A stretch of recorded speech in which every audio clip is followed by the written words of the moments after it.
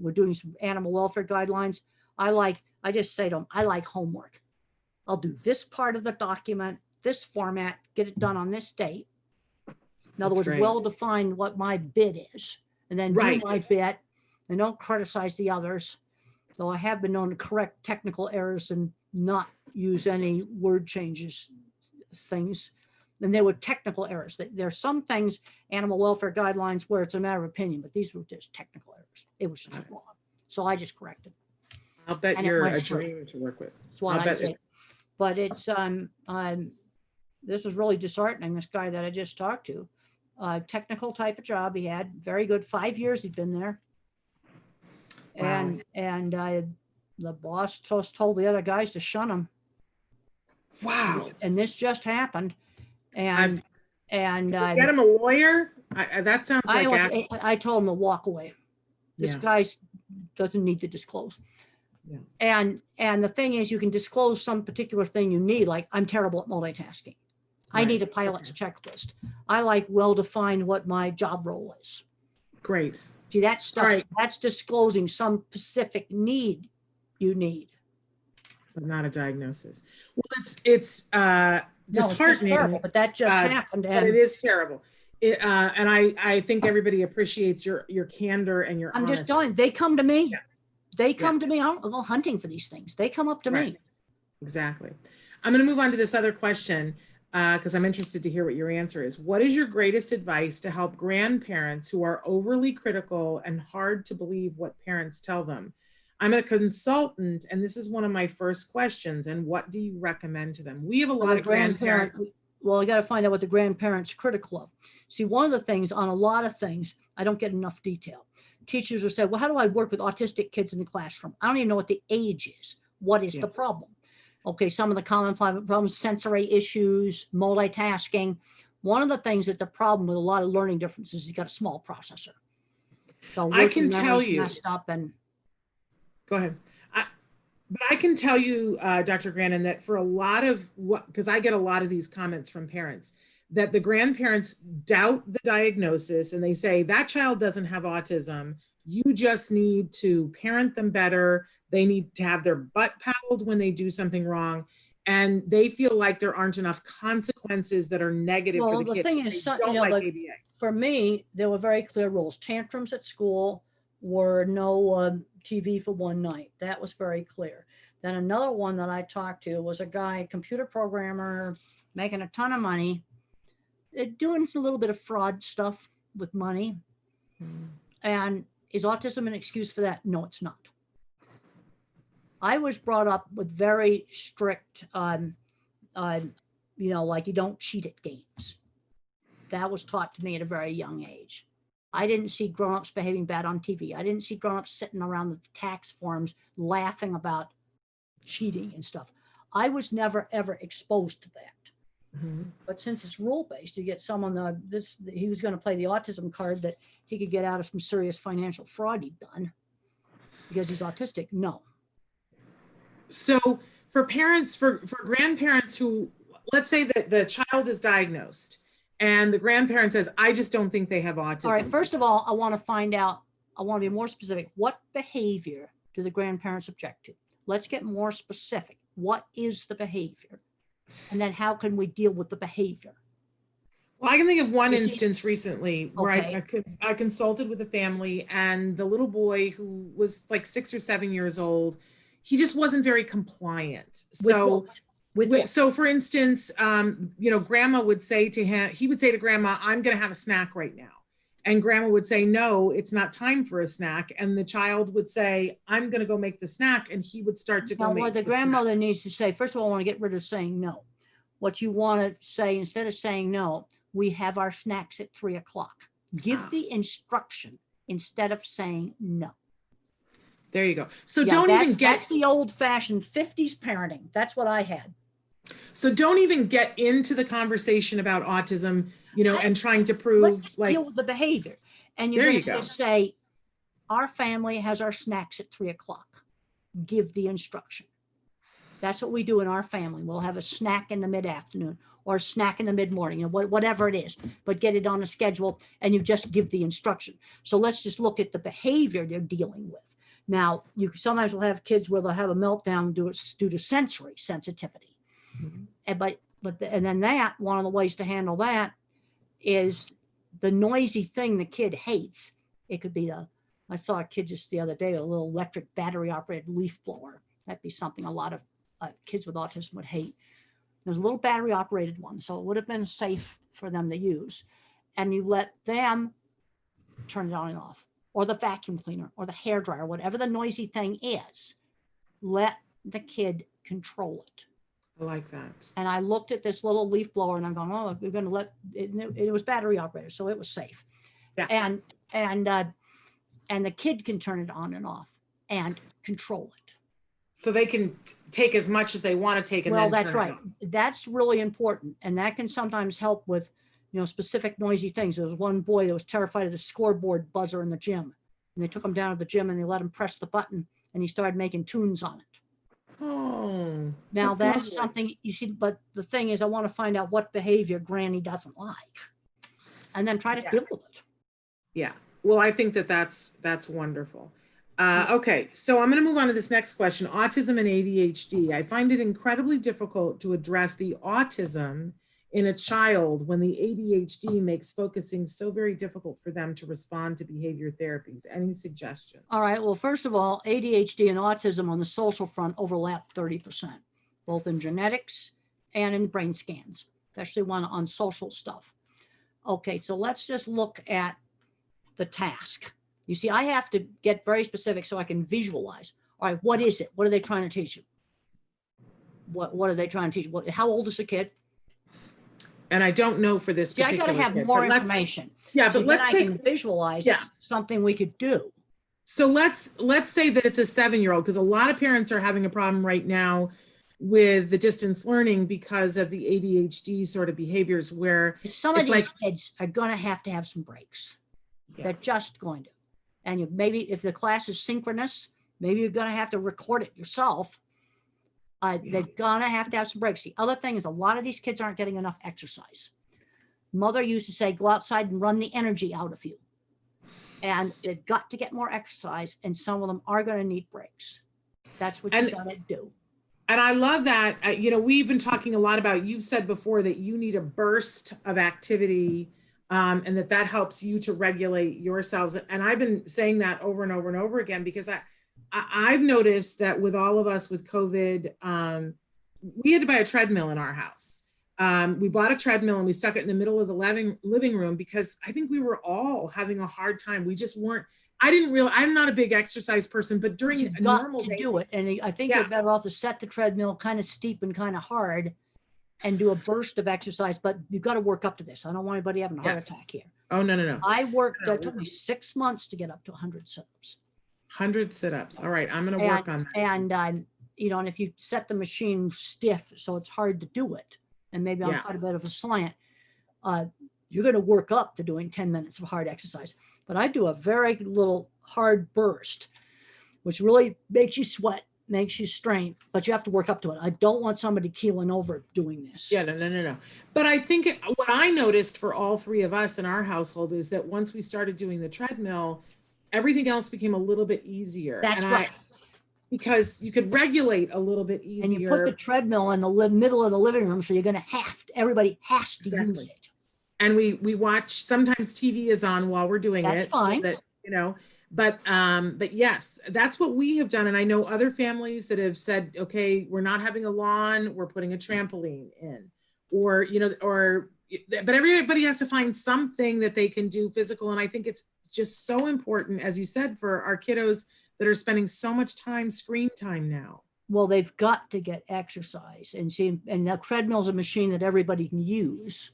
Mm-hmm. And you put it in the middle of the living room, and then whether everybody has used it enough. That's right. We're keeping and I am very, very proud to say I think we started at 5 minutes, Temple, and we're up to 17 minutes now.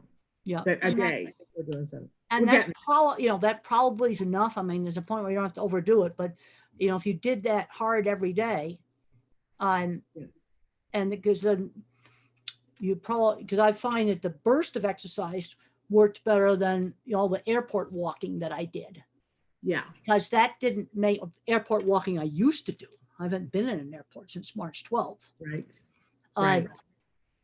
But the airport walking didn't make me sweat and huff and puff and sweat. And I actually added up how far I walked in the Denver airport, and it was a long ways, but that just didn't do it. I do walking now for back pain. Oh, there you go. But I need that burst of hard exercise for the other things. And you got to get the kids doing this. I think putting a treadmill in the middle of the living room is a real good idea. There you go. I'm glad you know everybody using it. We were going to take it upstairs, but it came and it was too heavy. We couldn't carry it upstairs, Temple. So it's sitting in the living room, but it's not gathering dust. Let me tell you. Well, good. It's not used as a clothes rack. No clothes on that. Oh, it's used every single day. Okay, new question. Temple, how do we know what kind of thinkers our kids are? I have 3 children, all on the spectrum. My oldest is 10. He does not like drawing or writing, loves video games, doesn't like math or reading, loves science projects. My middle son is almost 5 and he loves both puzzles and building things and working on things, even video games.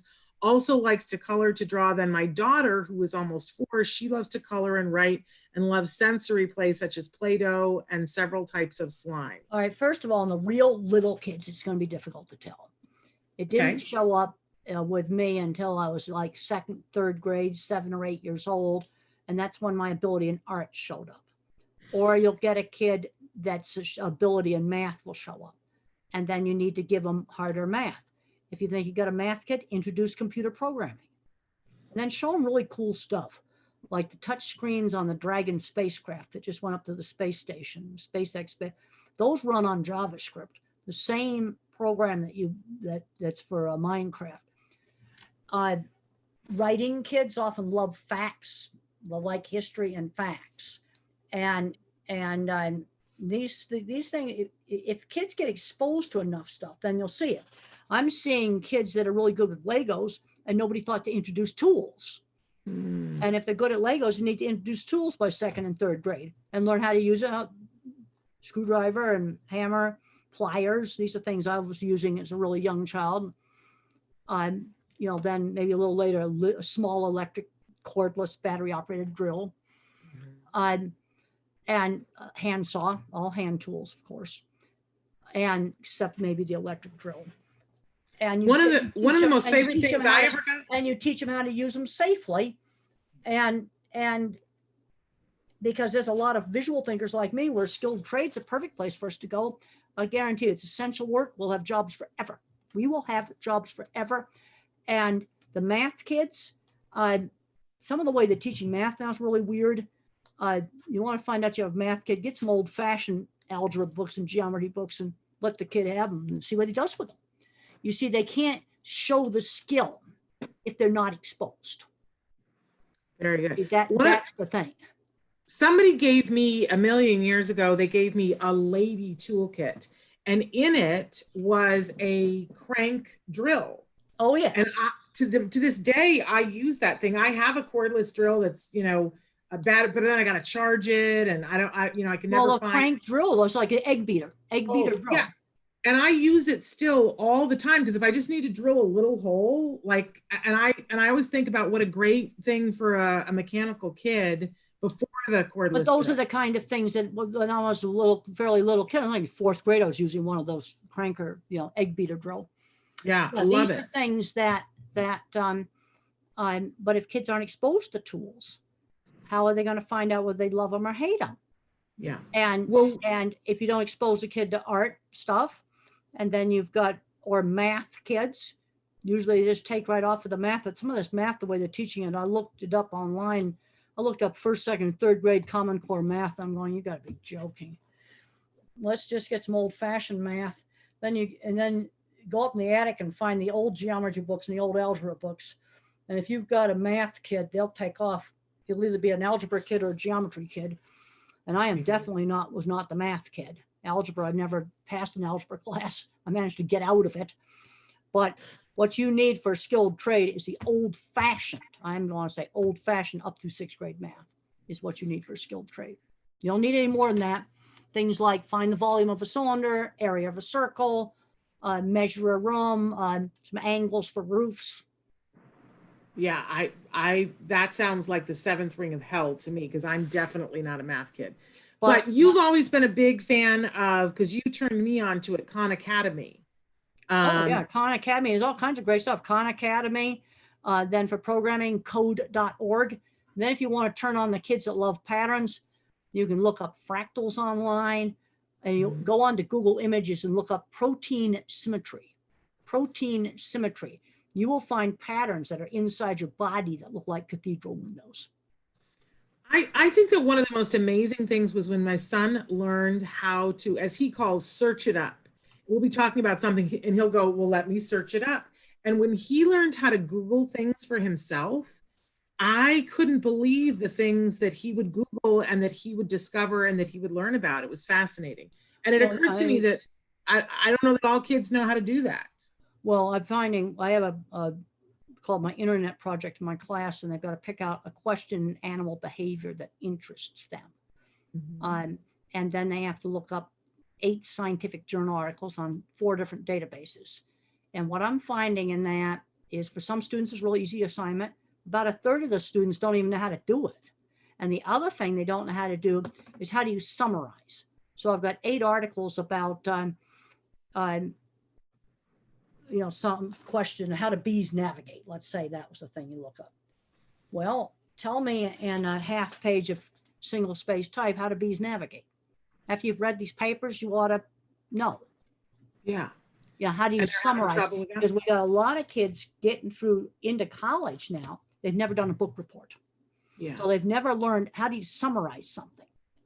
It's true. It's absolutely true. Something to think about. Hey, have you got your book there, Calling All Minds? Is that what I see behind you? Yeah, that's Calling All Minds. This is my kids' project book right here, Calling All Minds. And it's got simple projects like paper airplanes and snowflakes. And when I did a book signing for this book, I found that about 30% of kids in Colorado had never made a paper airplane. That's, we've got if people ask me, what's the thing you would do with education? Well, I want to put all the hands-on stuff back in. And that includes theater, which has been really messed up with COVID, because for some kids, that's the kind of career they ought to go into. Also, on the different kinds of minds, my book, The Autistic Brain, is where I've got the science for the different kinds of minds. And I've since looked up more science since that book was published. And you have people that are the object visualizer like me, who think in pictures. And then you have the visual spatial person who thinks in patterns and where things are located in space. And there's more science that supports that. That's fascinating to me. And when you look at who builds a big factory like a poultry processing plant, the more mathematical engineers, they'll do the boilers, the refrigeration, framework of the building, soil compaction.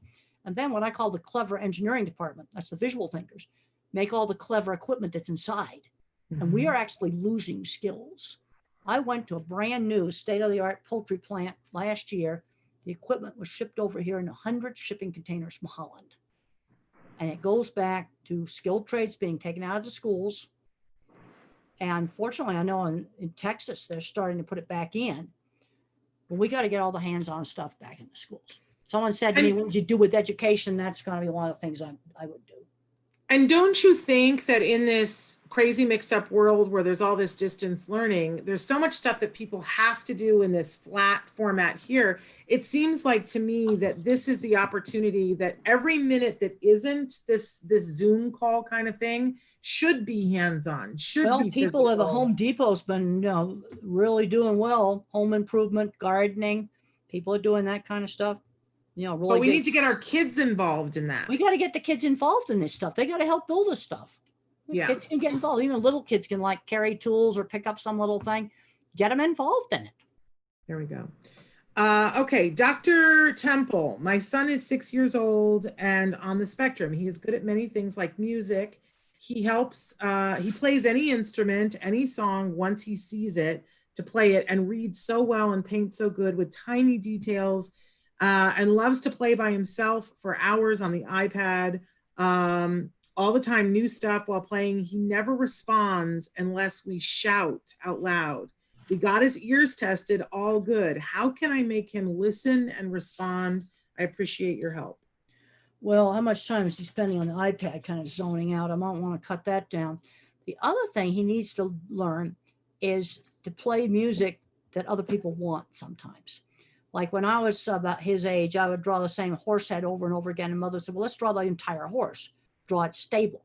In other words, take that thing and broaden it, and then get him to play different kinds of music. And then now, of course, churches are shut down with COVID, because that's a perfect place to do volunteer jobs or do little music gigs at parties, which is something we can't do now. Because you also want to start teaching work skills, and he needs to learn how to, well, sometimes you do music for yourself, but you sometimes also do music for other people. So you got to learn to play more different stuff. And some kids are very musical. Now this brings up another thing. How do you find out if the kid has music talent? Well, if you don't expose them to instruments, how are you going to find out? Yeah. We loved, before COVID, many years ago, here locally in Pasadena, there was an organization that would have a musical petting zoo. And what that was, each member of their orchestra would come and bring an array of instruments, and they had all these cleaning things that were there. And a child could go through and say, I want to try the tuba. And they could play the tuba, and then they would clean it all down, and the next child could play the tuba. But then you could walk over and play the violin. But that's the kind of stuff that we got to get, kids have got to get exposed to find out if tuba's cool. You're not exposed to it. Yeah, you see that a lot of these things, how do you get kids interested in stuff? If they don't get exposed, the thing I have in some of my slides, I said, well, what happened to Michelangelo the other day? 6th grade dropout. Yeah.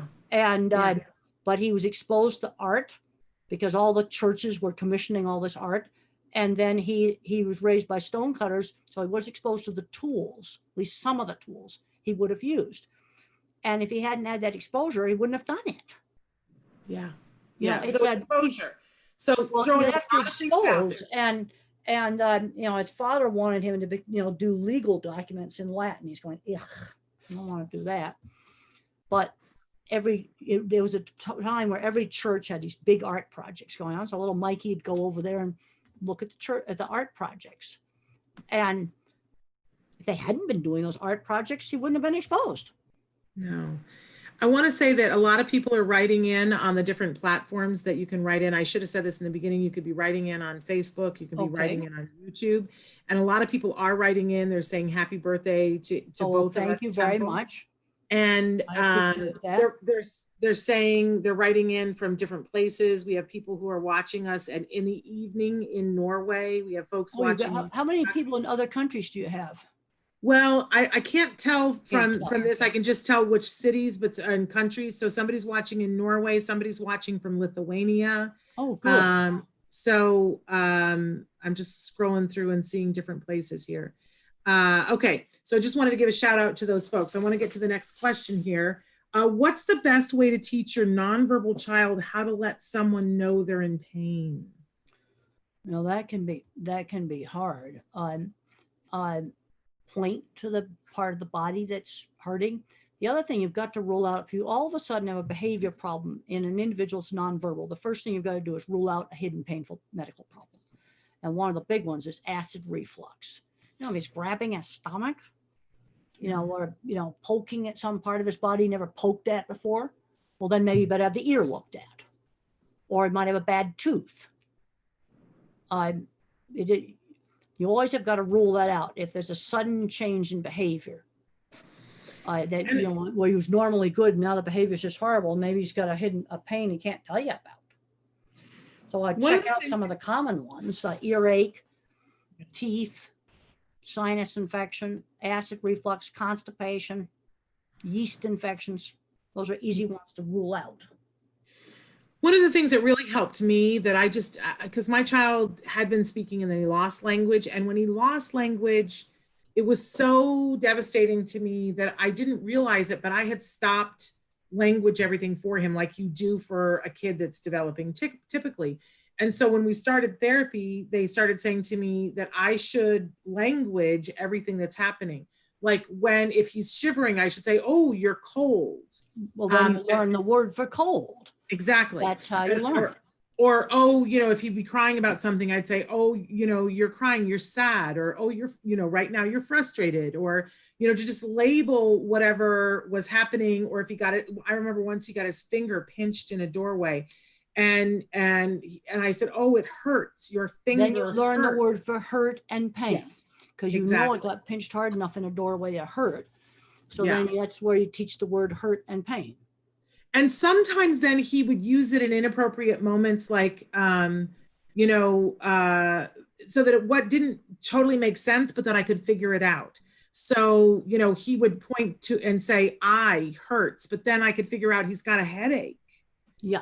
That's what's happening. So I had to sleuth a little bit, but I had given him some words by languaging it. So just want to throw that out. Yeah, that's what you've got to do. And then some nonverbals can learn to type independently, people that remain nonverbal. And some really good books are Tito Mukapadahe, How Can I Talk If My Lips Don't Move? How Can I Talk If My Lips Don't Move? He describes a sensory disordered world. Noki, the Japanese boy from Japan, he has The Reason I Jump, but the sequel to The Reason I Jump is a better book because he's older. And he describes not able to control his movements, and he's like a broken robot. If you're working with older nonverbal individuals, these books are must-reads. And the second book they type completely independently. Nobody's touching them. The second book is Fall Down 7 Times. That's right. I can never remember those numbers. I know, me too. He's older, and that's actually a more helpful book, I think, than the first one. And I think therapists and parents, nonverbal individuals, should read that. But it's okay to hold their wrist to get them started. But the only way you can be sure who the author is if once you get them trained, you're not touching them and you're not touching the thing they type on, whether it's a piece of cardboard or it's a keyboard. Because I've seen people take the thing they type on and they're moving it around like this. Well, that's cueing. Yeah. No, the thing they type on has to be on a desk and not touched. Exactly. And when you're teaching someone to do it, cueing is okay. It's okay to cue when you're teaching. That's fine. Yes. That's fine.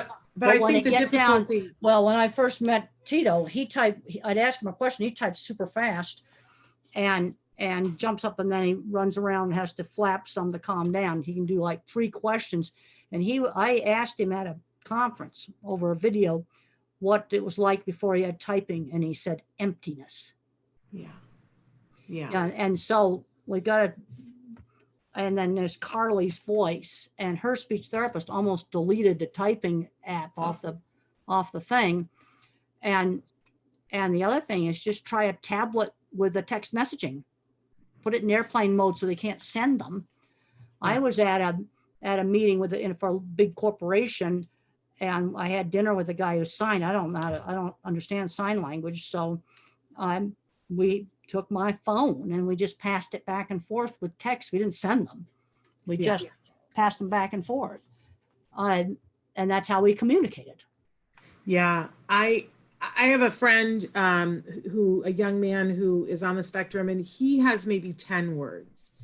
And he's such a delight. Wherever he goes, he's such a delight. And you can communicate with him with the 10 words.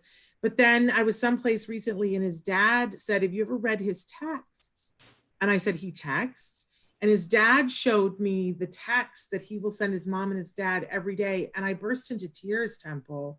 There were all these things that he was texting and writing about that I had no idea that he had that much. Well, the thing is that we need the typing stuff. And was he just doing that on a phone? Yes. Okay. Yes.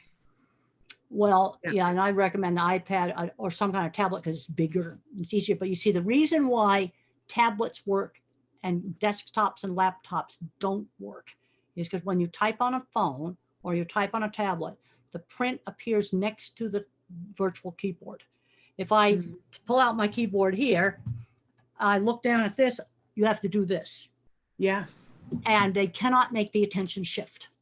And it cannot make the attention shift. Years ago, there was a teacher that took a box and put it on the desk and put the keyboard way up here so that when they typed, the print appeared right next to the keyboard. Wow. And that would never, solved the problem. But they see, laptops don't work very well either because you have to look up, and they can't got do it. that. They've got to see when they press the button, the letter appears, and they can see it without an attention shift. And that's why a tablet usually is bigger too. And you can find tablets around. You don't have to buy them. I have a student that she didn't have a computer, and I said, you need to adopt a computer. There's lots of computers laying around in closets waiting to be adopted. And she adopted some clunker. It works for what she needs it for. And Yes. its price was free. It's a bit funky, but it works. And it has a CD player, which I actually wish they'd never taken those out of the computers. Me too. But I want to say too that there are many charities out there that when you are getting rid of your smartphone because you're upgrading, or you're getting rid of an iPad or There's another. Tons of them. There's all kinds of electronics around, and they have they take the donation. Free. And she found a laptop within one day. Yeah. She had a laptop the next day. Yes, it was a heavy one, but it works. Worked. What she and needs. I want parents to know, I want everybody to know that if you, instead of throwing away those electronics, donate them. And there are charities that will refurbish those and give those to individuals on the spectrum as a way of communicating. So, and then you get a tax write-off that's more than if you threw it away, or turned it back in. So if you have a device, but the amount of electronic stuff that's wasted. Yeah, we don't want to do that. And but Carly, her Flash almost deleted the texting part of her keyboard thing. Because I don't know if people watching know, Carly had shown no signs of being verbal, no receptive, no aggressive. And then when she was 13, she took the caregiver's computer and typed in the words, my teeth hurt, something like my teeth hurt, help me. And you're telling me that they almost deleted that? They almost deleted the typing part of it. Yep, that's in the book. Well, now she types all the time. She writes.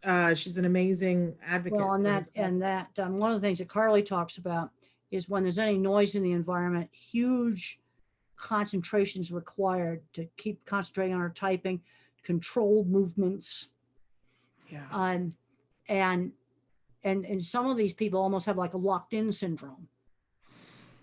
But then I've also seen ones where the mom's holding a piece of cardboard that's got the QWERTY keyboard on it, and she's moving it around. Well, that's killing. Can't do it. And it's important to acknowledge that. Somebody wants to know if you do it for some training to do that. Yes. You touch them for training, but to really prove who the author is, cannot touch the person or the whatever it is they type on. Absolutely. Somebody wants to know if you still have your squeeze machine. Does it really work? And if so, do you take appointments? Well, I broke 10 years ago and I haven't used it, but there's a lot of other things you can do. Weighted blankets, weighted vests. Some people really benefit from deep pressure. And the idea for the Thunder shirt for dogs came from the squeeze machine. Deep pressure really works for some people. Yeah, and so I'm curious. So yours broke 10 years ago, but you have not needed it. Then no, if you haven't needed it. You see, one thing the squeeze machine did for me is desensitized to having people touch me because I controlled the squeeze machine. See, that gets back to the same thing as the noise, maybe the leaf blower or the vacuum cleaner. Yeah. Okay, somebody wants to know what evaluation tools are best for determining if girls are on the autism spectrum. This is a big controversy right now. The people are saying that the criteria for diagnosing often will leave girls out of getting a diagnosis. Well, girls are one thing is girls' brains aren't as lateralized as males. In other words, the corpus callosum is bigger. And one thing is known in stroke research that they can recover from strokes more easily because the two halves of the brain have got a bigger communication. But where girls really get in trouble is abusive relationships. They so much want to, be social. They get in a lot of problems with that. Now, when I was a little kid, I was nonverbal, so that's obvious. Okay, because I was nonverbal to age 4. I had obvious autistic symptoms, but You've got other girls where there'd be the type that has no speech delay, socially awkward. And the other thing that's concerning me now is I think we're getting too much medical model. How do we help someone be successful? Because I got all these grandparents that come up to me who find out they have autism when the kids get diagnosed. I'm seeing this happen all the time. And granddaddy's got a good job. Part of it is, I think, social rules are taught much more structured in my generation. Also, work skills. That grandparent had a job at age 11, delivering papers, or, we need to be teaching the work skills. And one of the great things was like church volunteer jobs. You got to learn how to do a task outside the family on a schedule. That's something you've got to learn how to do. And the kids is good with the music. He needs to learn how to do requests. You see, that's learning a work skill. Yeah, wonderful. I have a 21-year-old son diagnosed moderate to severe when he was 2.5 years old. All the perseverative behaviors, circles, talking to himself. We did detox, chelation, play therapy, ABA. He mainstreamed fully in 6th grade, graduated high school with a 3.9, including honors classes, now a junior in college, enjoying getting to be totally online this semester because he really wants friends, that social connection. But even with getting into the top jazz choir, because he has perfect pitch, rushing and being offered 3 fraternities, choose one, and even accepted into a music fraternity, still couldn't make any connections. He is totally enjoying his junior year remotely living at home. His autism services director said that this is difficult because most kids on the spectrum are happy alone. Well, it sounds like he's doing pretty good. So what's his problem?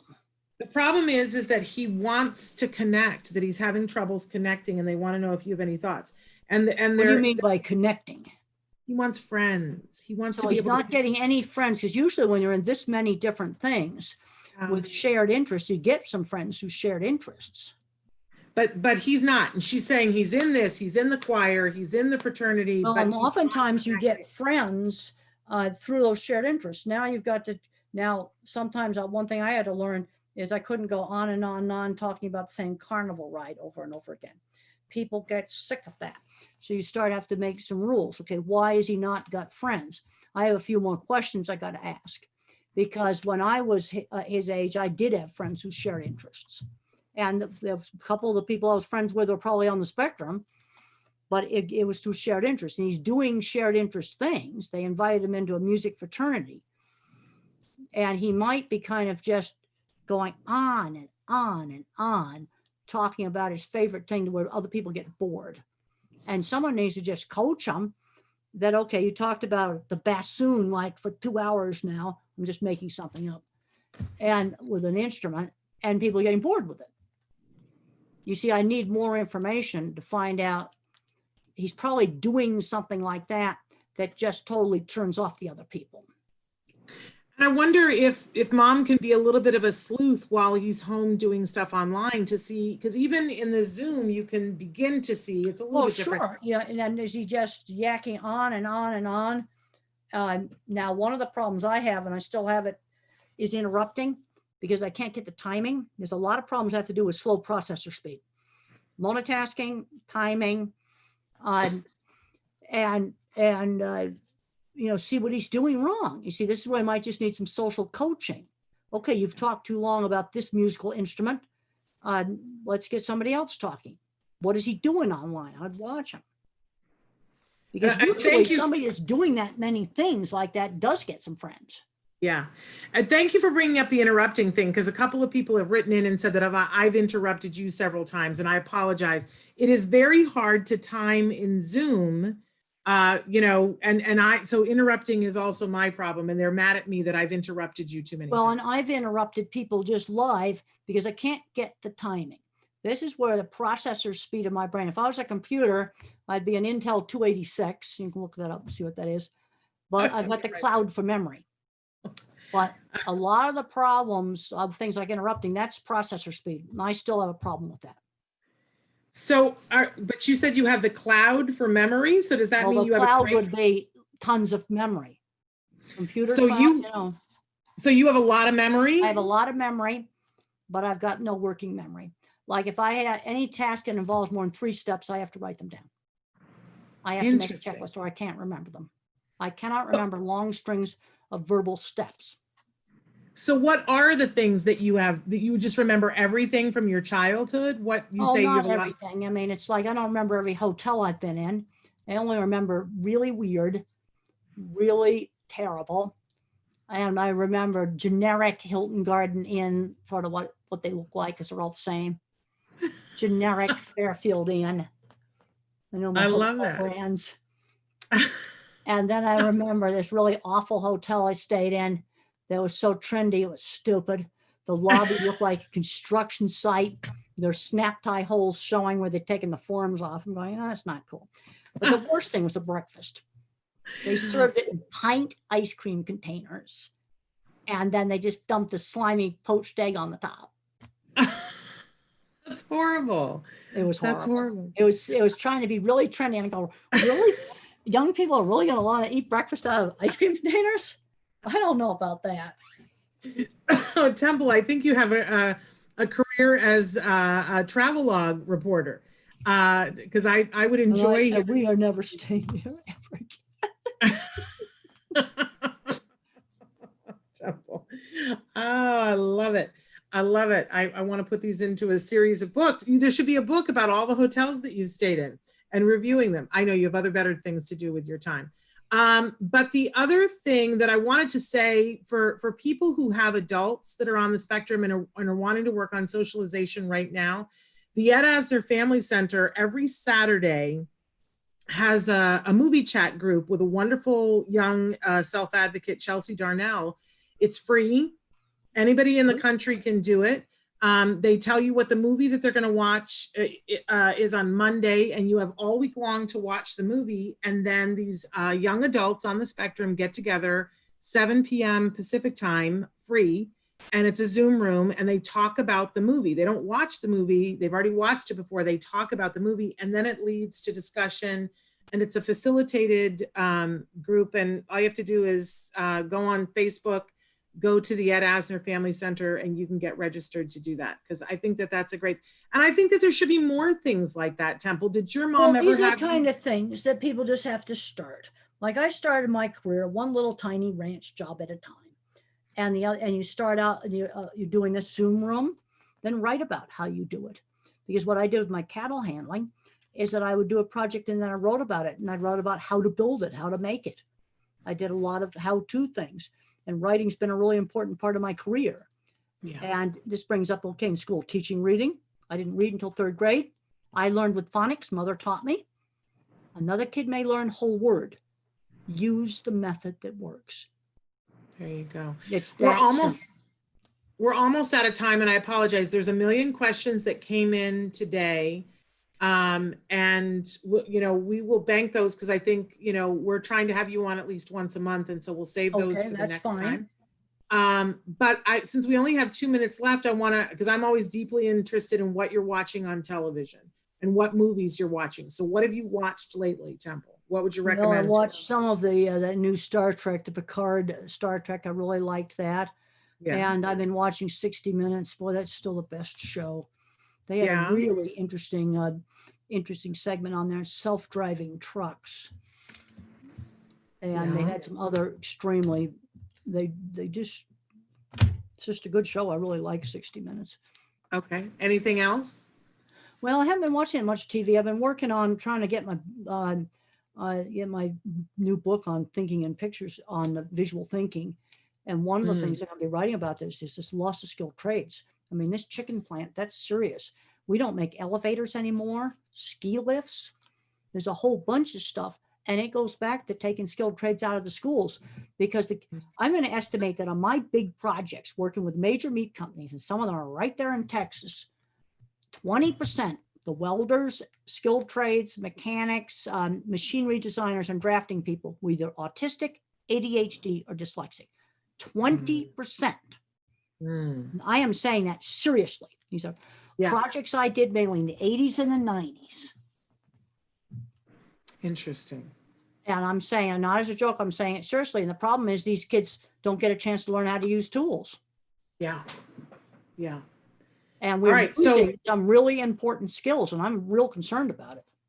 so we need to make a move in that arena and make sure that that our kids have the opportunity to learn those trades. But I also want A to lot say of- that, I'm sorry to interrupt it, but I know No, it's no, running you're out of good. time. But I also want to say that skilled trades aren't for everybody.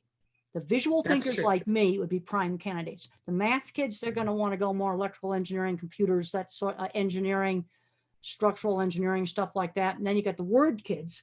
And the thing that they can be really good at is specialized retail. There's already been 3 successes. Teenagers walking into car dealerships and just start selling cars. Can't drive them, but boy, they could sell them.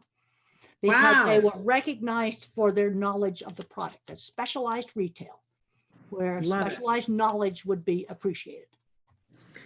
Temple, it's always such a treat to have you here, and we'll set a date for next month, and we'll go through some of these questions that people wrote in. I apologize we couldn't get to all of them, but we absolutely adore you, and you are such a treasure. I know you've got lunch plans, and you got your class I got to today, eat before I got to eat before I go do my class.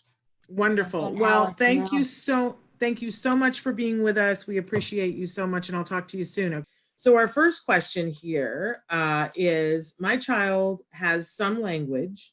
We were doing ABA intensively before the pandemic, and he was making great progress. We continued during the pandemic, but with reduced hours. We are losing our intensive program and transitioning to remote services model. I want to be teaching my child to use a device to communicate because I am desperate to know what he is thinking and what he wants. I'm getting a conflicting message about if I should be attempting to use an AAC device or double down on vocal speech. He is 4 and he is very focused on letters and science and space. What do you think there, Evelyn? I love it. One of the first things that came to my mind was, yes, this pandemic has hit us in so many strange ways, but just because you're moving to remote does not mean you're going to lose intensity. Because you can do 40 hours or more per week in any modality we've learned through this pandemic. Families that were getting that 40 hours a week intensive, just in person, it's a little different because you might have to be, somebody might need to be near your child if they're getting it all remotely through telehealth, but you can still keep going. You know, your BCBA who's handling your program should be giving you lessons and should be training people who are, you know, local to you, who can be there in person and can really provide that one-to-one with just some guidance. And, you know, some of the stuff can be perfectly fine through telehealth, but some of it, you know, some of the play activities, you know, it's a little hard to do interactive play, but all of that doesn't mean that you're losing your intensity. And then from there, whether an AAC device or not, if he is vocal and he's been doing really well and he has like all those beginning words, I would say you want to stay vocal. However, since he likes letters and planets and science, that means he likes facts and things that stay the same, which means he could be a kid that's hyperlexic and you just don't know it. So dyslexic are kids who see words and it's sight reading, but they might not have the comprehension for it. So what happens with those kids is school is intensely easy, right? Especially the first 2 or 3 years, because the first 2 or 3 years of school is pretty much just all memory. And it's all tied with letters and numbers and things that don't change. You know, RED is always red, no matter what you say. So our kids that have that kind of talent, or, you know, that ability, that visual memory, you're going to use that to strengthen all the vocals he has. So you can teach him words and how to say it, and he has a concrete vision of what that word means. And then you still teach him the receptive understanding of the word, so he has comprehension. So work with your BCBA, test out some sight reading words from some of the books that you know, and you never know. The first time we saw this skill, it was with a 2-year-old, and as a kid who finished here, and mom was freaking out because she basically turned down Sesame Street to answer the phone. And her child, actually, who had never talked, was sitting on the screen reading all the words as they came up. And she was like calling us hysterical. You know, she had just started therapy not too long ago, and she never even knew.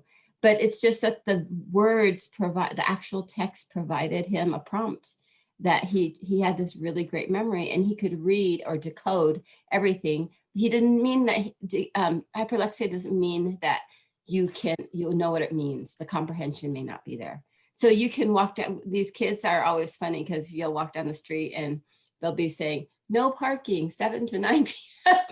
They don't know what it means, but they can decode the words. And so what you want to make sure if you have a child with hyperlexia is that you actually give them that meaning also. And giving them that meaning through ABA is a very quick way of working at it. And what's going to happen is you will see, because he loves letters so much, that his spoken language will probably increase more quickly because it has that textual support. And then school is not going to be an issue. Now, that said, kids who like letters, numbers, and facts are typically very inflexible.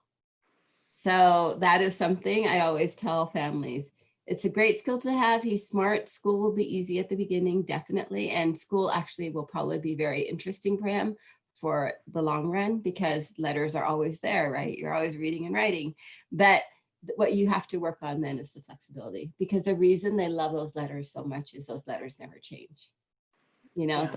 Spell a word, it just does not change. It's always the one way in that language. And then once they learn other languages, they start to figure out other things.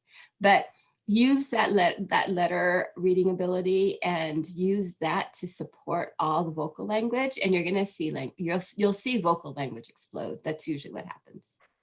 Okay. We've gotten a couple of questions about potty training. I'm going to start with this one and then move to another one that just came in.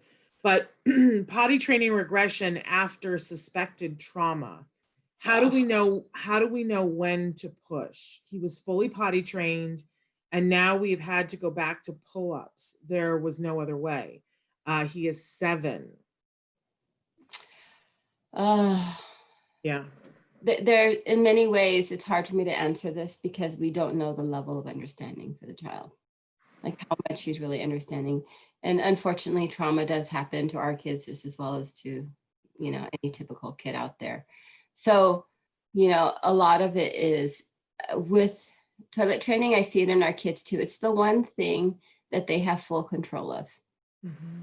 And you can kind of prompt it. They have full control.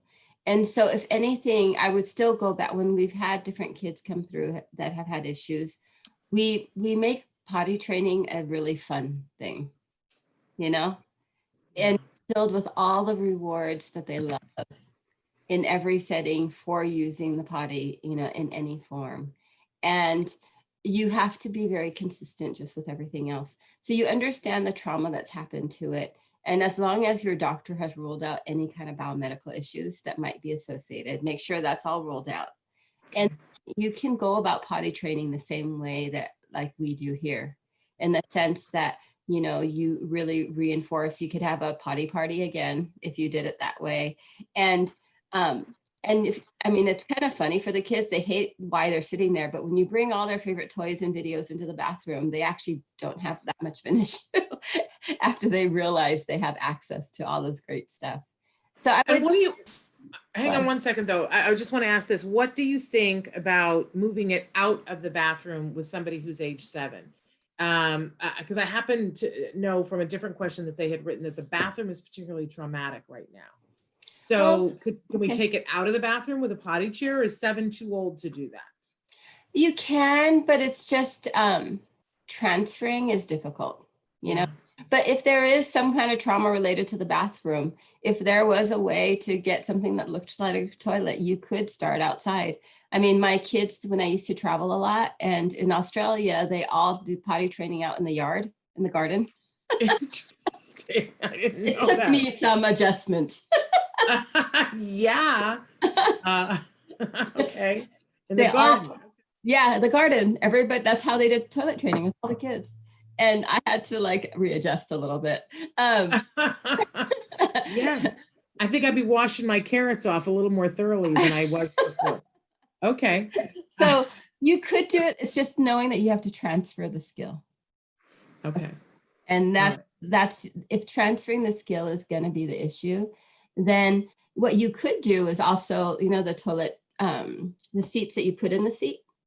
Yes. We've had some kids who start with that maybe on a toilet, on a potty chair, and then move that over. And Okay. it's big as of a transition. Okay, I like that. 7 All is right. still okay. I mean, it can, a little further won't be, but if he's been toilet trained before and there is actually no like biomedical issue, even though there's been some kind of trauma, we don't know what it is, we've been able to do it. And the key is really making it fun and good and reinforcing. Okay. All right. And then, so another parent has written in and said, any potty training advice for older kids who don't understand the concept of the toilet? Okay, so one of the first things for all kids, whether young or small, but with the older kids, I actually asked this more, I realized, is first thing you want to do is you still want to look at toilet training readiness physically. Are they staying dry through the night? Because if they're not, that is actually a physical mechanism, you know, that is, it's a real issue biologically or medically, you know, and that's something to talk to your doctor about like, why isn't this kid dry through the night? Or is it he dry through most of the night and then just at the very end when he wakes up, you know, that the accident happens there. So the toileting readiness is a deal. A lot of our kids on the spectrum have GI issues. And as long as they have GI issues, any kind of toilet training is almost unpredictable because they don't have control of their bowels and their stomach and everything else. So I would actually work on the GI issues first to try to figure out what's going to help it, whether it's a diet or, you know, whatever it may be that is working with a biomedical doctor that works with people on the spectrum and really working out those GI issues to try to figure out to heal your gut, right? If you have leaky gut, it's very hard to control when you're going or not. And what I've realized with a lot of the older kids is a lot of them do have those issues. They're not dry through the night and they have leaky gut. So I would actually go to your doctor first, you know, your primary care physician that really helps you with your child. Try to address those issues and get that regulated so that your child does have some control. Because I have to say, like the kids that have leaky gut, it's really hard to get, they have no control, you know, on their bladder and, you know, their bowels a lot of times. So do those things first. And then after that, it's a behavioral thing, you know, and for the older kids, I always tell parents, you need to look at your history of trying to potty train, because if you've tried and you've given up, you have to actually look at the timeline to see how long you tried before you gave up. Because basically what you're building is their tolerance and how long they have to fight before you give up. Yeah. It's, you know, it's a form of like when we do extinction, which is a behavioral technique where you're basically ignoring the behavior and you're letting, you know, you're not ignoring the child, but you're ignoring the behavior and you're reinforcing the behavior not happening. Or you're reinforcing another skill. So I always look at toilet training and I tell parents, how long did you go when you tried? And sometimes it's 1 day, 2 days. Sometimes they'll be like, oh, we fought with him for 14 days, 2 weeks, and then we gave up. I would say, well, then that's going to be your baseline because he knows he can cry for 14, he can fight with you for 14 days before he even starts thinking about getting with the schedule to be toilet trained. So that matters too. And then I'd say get a good behaviorist, get a BCBA with you and work out what all of the reinforcers are for him. What are all the antecedents? What behaviors that he's gotten used to doing? Is there a sensory issue? Does he not notice when he's wet? If he notices he's wet and he changes his pants quickly, that's actually a really great sign to do training for toilet training readiness. But work with your BCBA and, you know, really start looking at all the different issues that surround toilet training. Is it a behavioral issue? Is it a medical issue? Is it a sensory issue? Are there reinforcers that you're willing to remove from his current life so that they're special and you can use them just for toilet training? Because that usually, you know, the more motivating it is, they're neat initially. For the kids who don't like to be wet and want to change quickly, it's very motivating. That's the motivation to get toilet trained. But if they don't care if they're wet, you have to have some kind of other external motivator or reinforcer for him, because they're just not realizing they're wet. And it could be just like that whole physical state where they don't realize they're wet, and that is its own issue. So, you know, there's many things to do, many parts to go through this, but get BCBA and they can help you go through. And I know a lot of times people don't have BCBAs near you, but like if you can get anybody to even do it by telehealth, it's possible to get the instruction. They can just spend enough time through an iPad or another device, watching your child, interviewing you, figuring out what the history is, and figure out what the reinforcers are, and they can walk you through it and make a plan for you. Okay. So Michelle says hi from Florida. How do you feel about scripting? But I'm not 100% sure that what you mean by scripting is what I think scripting means. So let's see. But they go on to say, my daughter is 17 and I did 1 sentence per day, 5 each week while on lockdown. I'm guessing that it's like a sentence that you taught her, that you scripted it out for her and taught to her is what you mean by scripting. And she goes on to say she uses them now at school, but the speech therapists here don't use this. So when I think of scripting, I think of it as being like echolalia and movie talk, where the child just says something that they've heard and they don't understand what it means. Teaching them a rote phrase that they can say at different times of the day, does that count as scripting? Is it the same thing? No, it's not the same thing. It's more of a method of teaching her to use language, you know? She's 17, so you're not going to go through the basics. Like if your child was 3, we would probably work on the flexibility and changing all these different ways. But at 17, they're teens growing into adults, and they know what they want. And chances are you as a parent know what they want too. So by using this method of teaching a sentence for different situations does work. It's a very quick way. It's just that the speech therapist may be wanting to work on maybe the pragmatics of it. You know, when you change your language according to the social situation, or when you're changing your language so that it's not a memorized phrase. And or maybe you're teaching the script and your child doesn't need a script, because it's like, how many of you, when you were learning your ABCs, thought LMNOP was one letter? Oh yeah. Oh yeah. Everyone. And it's the same thing. Like when I get little kids, and when I used to do a lot of therapy, the first kids that would come in, if they talked, they all thought 1, 2, 3 was one number. Interesting. Because people say 1, 2, 3, go, or 1, 2, 3, whatever. And so and it's the same way a lot of parents use the kid's name.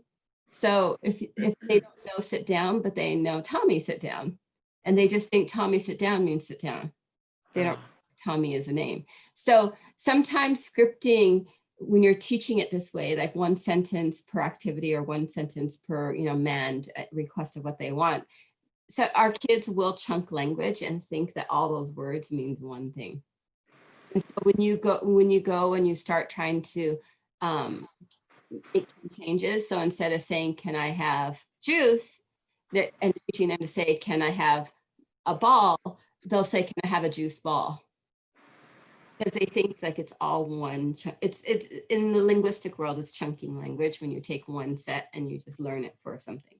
But for our adults, I have taught older, like 20-something-year-olds, where it is faster to get them access, and it teaches them to communicate. So, and when you meet that communication ability, a lot of problem behaviors go away, and that's a valid way of teaching language. It's just that if you want some flexibility in the language, or if you want her to start learning other types of language as an extension, you will have to go and teach every single sentence for her to communicate, and that would be hard. To get needs met, it's okay. Part of it, and I always have to give the disclaimer, I love speech therapists and I love OTs, right?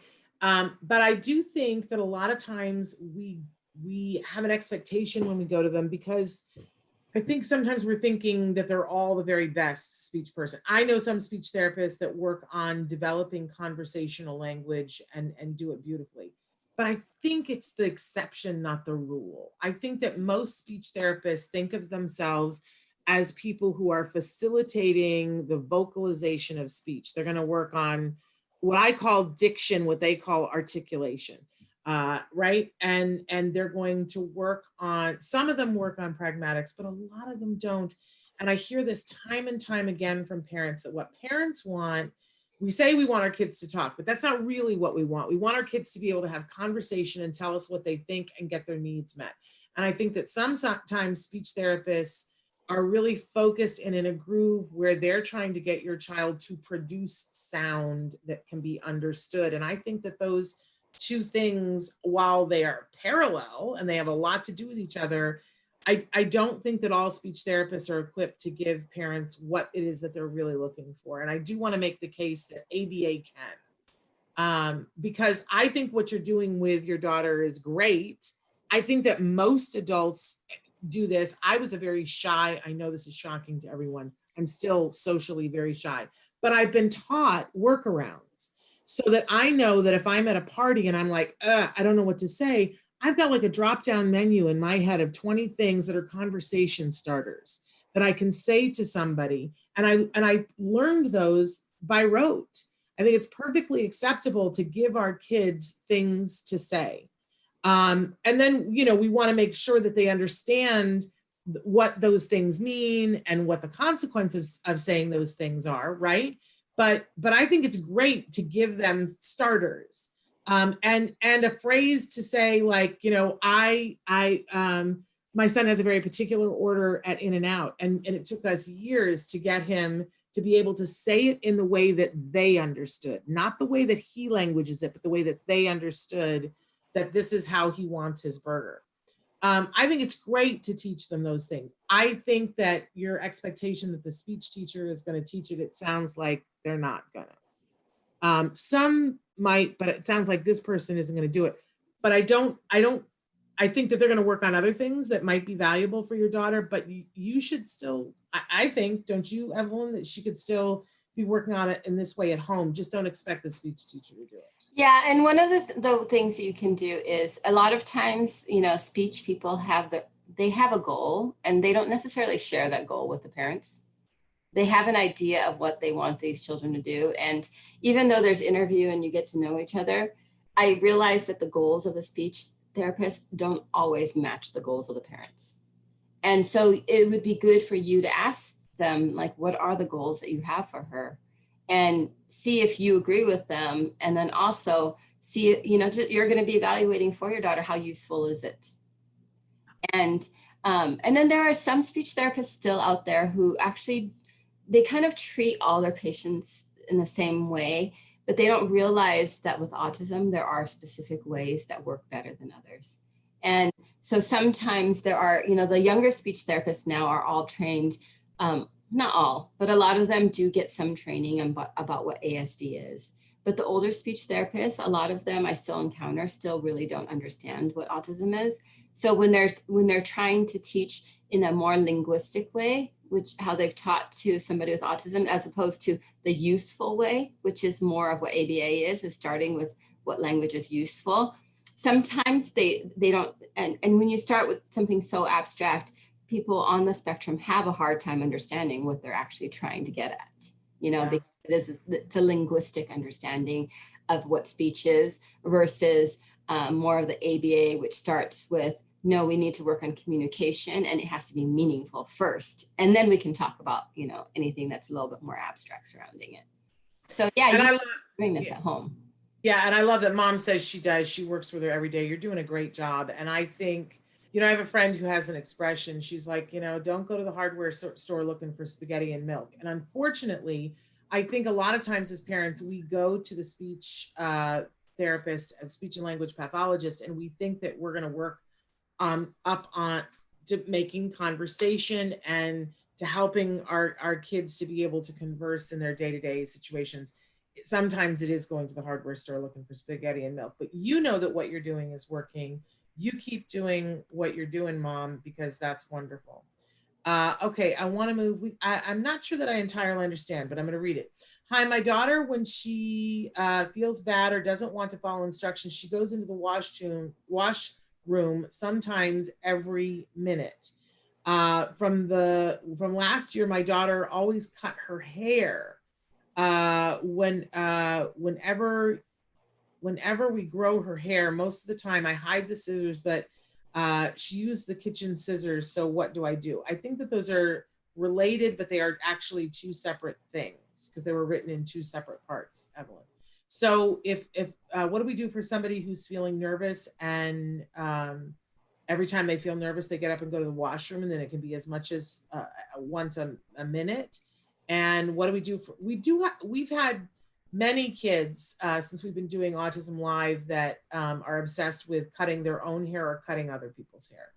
And that, if they can't do it themselves, they love to watch videos about it.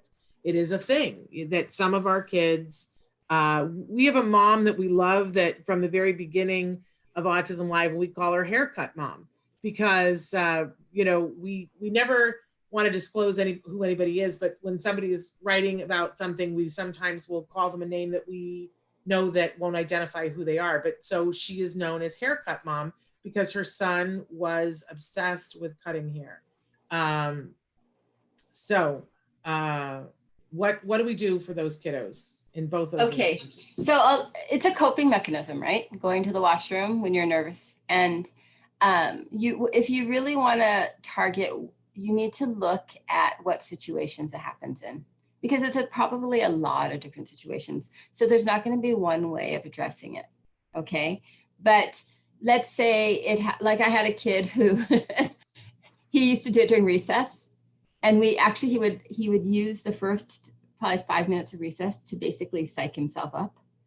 And then he'd come out and he'd be like, he'd have all this, like the order of who he was going to go see on the playground, what he was going to play, what he would say to certain people. And it just took some time. And then what we did was we taught him to shorten it.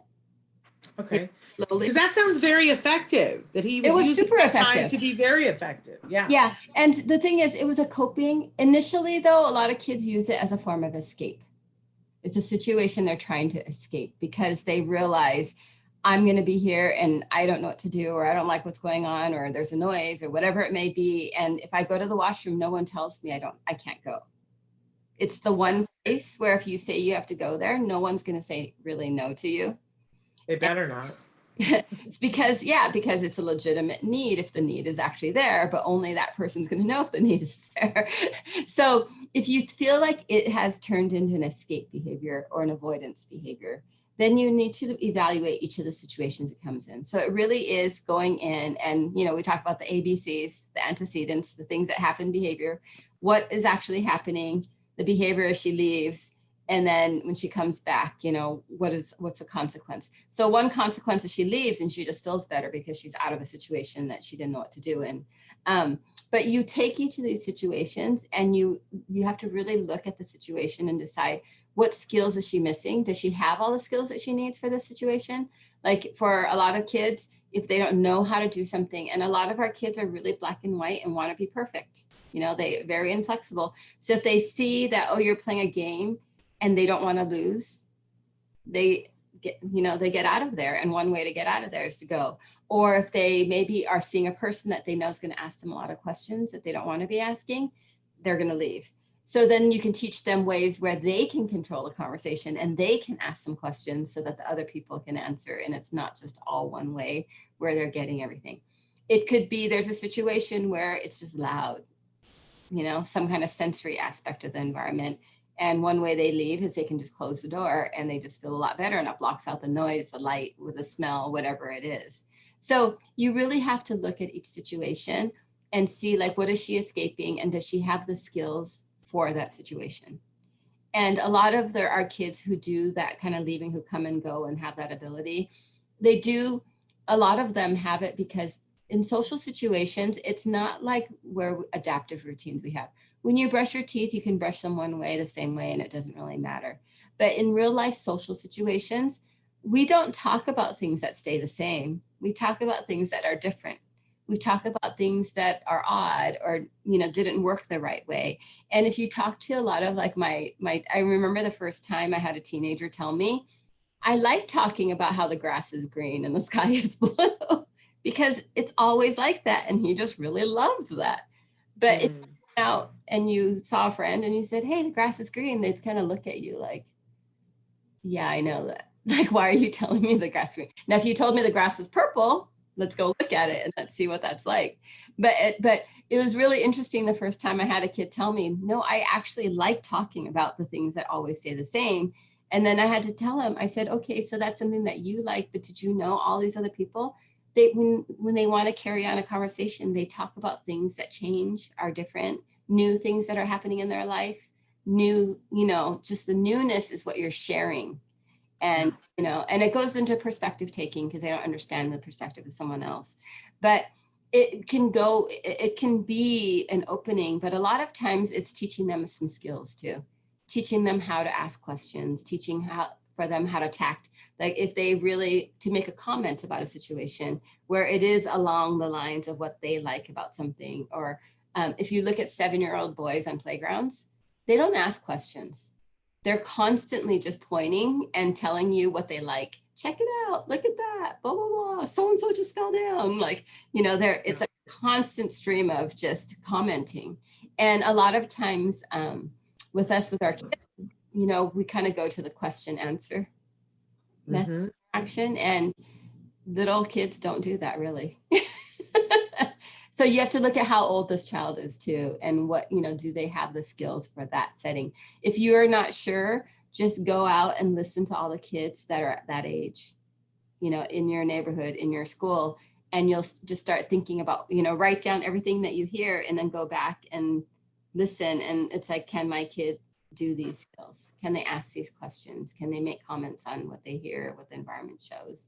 And then that might give the child more skills in teaching them that skill to be able to be used in those situations so they don't have to escape. And then as far as the hair cutting thing, and as after I said this out loud, and I was like, yeah, some of our kids are obsessed with cutting hair, and yeah, it's some of our kids. And then of course I need to own up to the fact that in COVID, this is, I almost had to have an intervention because I kept shaving my head and cutting my hair off. And I will say, I'm willing to, I've talked before on the show about the fact that I have, varying, depending on the day, varying degrees of OCD and, previous panic disorder. But I will tell you that the thing that I learned through cognitive behavioral therapy is that OCD for a lot of people, maybe not everybody, and certainly for me, is about when I feel like I don't have control over something, I look for the minutest thing that I can have full control over. And I will stress out about that. And I can cut my hair. I cannot fix COVID. I cannot make sure that you get all the ABA that you want. And I stress out about that. So I will, instead of, being on my little habit trail about that, about how can I get all the people on here, all the ABA that they need, I go, look at that little tuft of hair. I'm going to go cut that off. Well, just to interrupt you a little bit. Yeah. Is another simple situation that typical like 4 and 5-year-old kids go and cut their hair, right? Yes. Yes. It's a test of cause and effect. There you go. Some of our kids will cut and just, oh wow, it's an easy way to just the cause and effect. It's like an effect. You push a button, something pops up. I take a pair of scissors and I snip my hair and it's short now.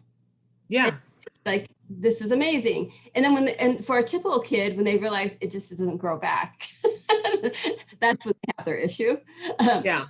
But for a lot of kids, it is about our kids. It is about control. Give them, I'm always with the kids who want control. I always talk to parents about what part of their life, what can you give them where it is theirs? They need something that they control completely. And sometimes it is like, when their hair, a lot of times actually I've redirected it to dolls. And they can and do whatever they want to their doll's hair, to their, I don't care. And it does work and it's just redirected. There are a group of kids though that the sensory issue of hair bothers them. And the fact that it hits their neck or whatever it is. And so you really want to go and look at that too, because there are some kids that always want their hair pulled back. And the minute it's down, they're trying to get rid of it. And that's a quick way of getting rid of it too. I also want to know, because, I'm all big on the toy thing. And one of the toys that across the last couple of years, autism parents have said to us that their kids really love are those LOL surprise dolls.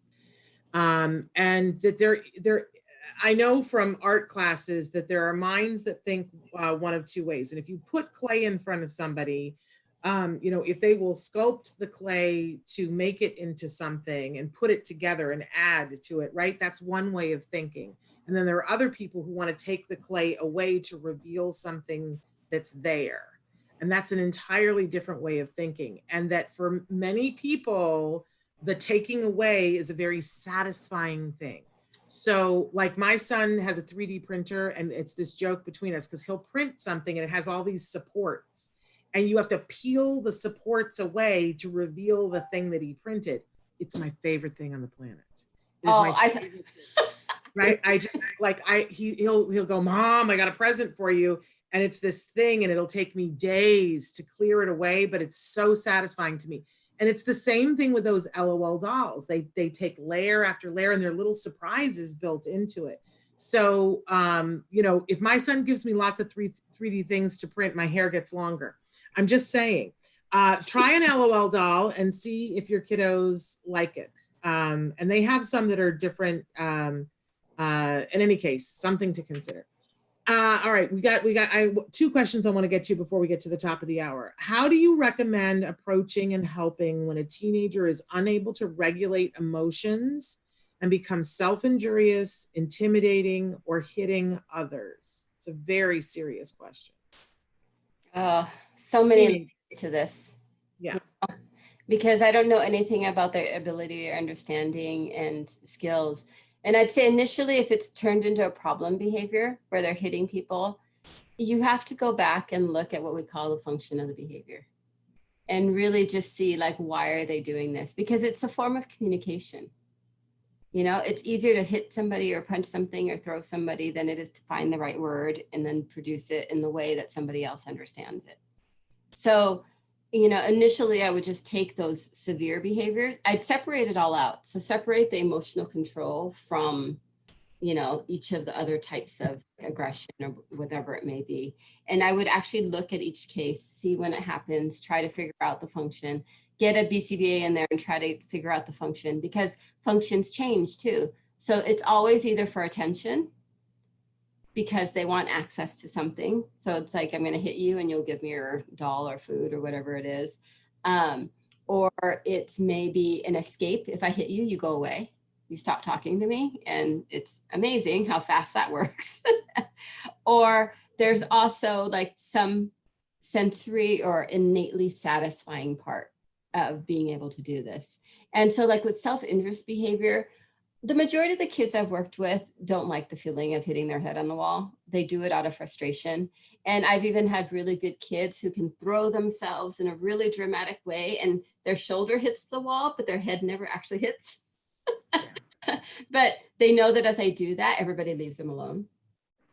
So that's very much an escape behavior. But then we do have some kids who, when they hit their head on the wall, they like the way it feels. And that has its own, biomedical aspect of that. And, there's all sorts of theories around it. Many of the kids who are self-injurious actually don't have the ability to communicate and can't tell you why they're doing it. There's all sorts of research and theories that, like if you stub your toe on the wall, you get that pain. And the first thing you do is maybe hit your leg, right? And the reason you do that is that reflex is because pain receptors, they get redirected. Mm-hmm. And like you stub your toe, but then you hit your leg, and then the pain receptors aren't all going to your toe. They're coming to wherever you hit your leg. Interesting. It somehow like lightens the pain load. So I know like with kids with autism with, it's been like 20 years, they were looking at the idea of when kids headbang or like bite themselves, that there's some kind of pain somewhere else going on. And by doing these other behaviors, it redirects the pain a little bit. So we've had all sorts of kids. We've had kids who have had like stomach issues for years and years, and until they could talk, they couldn't tell you. And one of the reasons they were hitting themselves is the pain was so bad. Mm-hmm. And but it wasn't a pain. It wasn't, you know, head pain, the stomach pain or some other part of their body. So that in itself, I always say, like, you need, you know, go see your physician and just do a full workup and see like if anything's going on. But then if you have the emotional control, when families come in with like a teenager who comes in and they're just like, he just blows up. He's either happy or he's having a meltdown. Like, and the kid is completely vocal. You know, they're yelling and screaming and often swearing, you know, at this time. Those kids often have, I always tell those families, you need to give me about 2 years. Because the emotional control is the prefrontal cortex of your brain. And that's the last part of your brain to develop. It's the same place that planning and inhibition and all of those type of skills, understanding what's important, that's the front part of your brain. And that's the part of your brain that, you know, research will tell you it's the CEO of your brain. So you can have a lot of knowledge in your brain, but if you have no control of the knowledge and when to use it, it doesn't really do you that much good.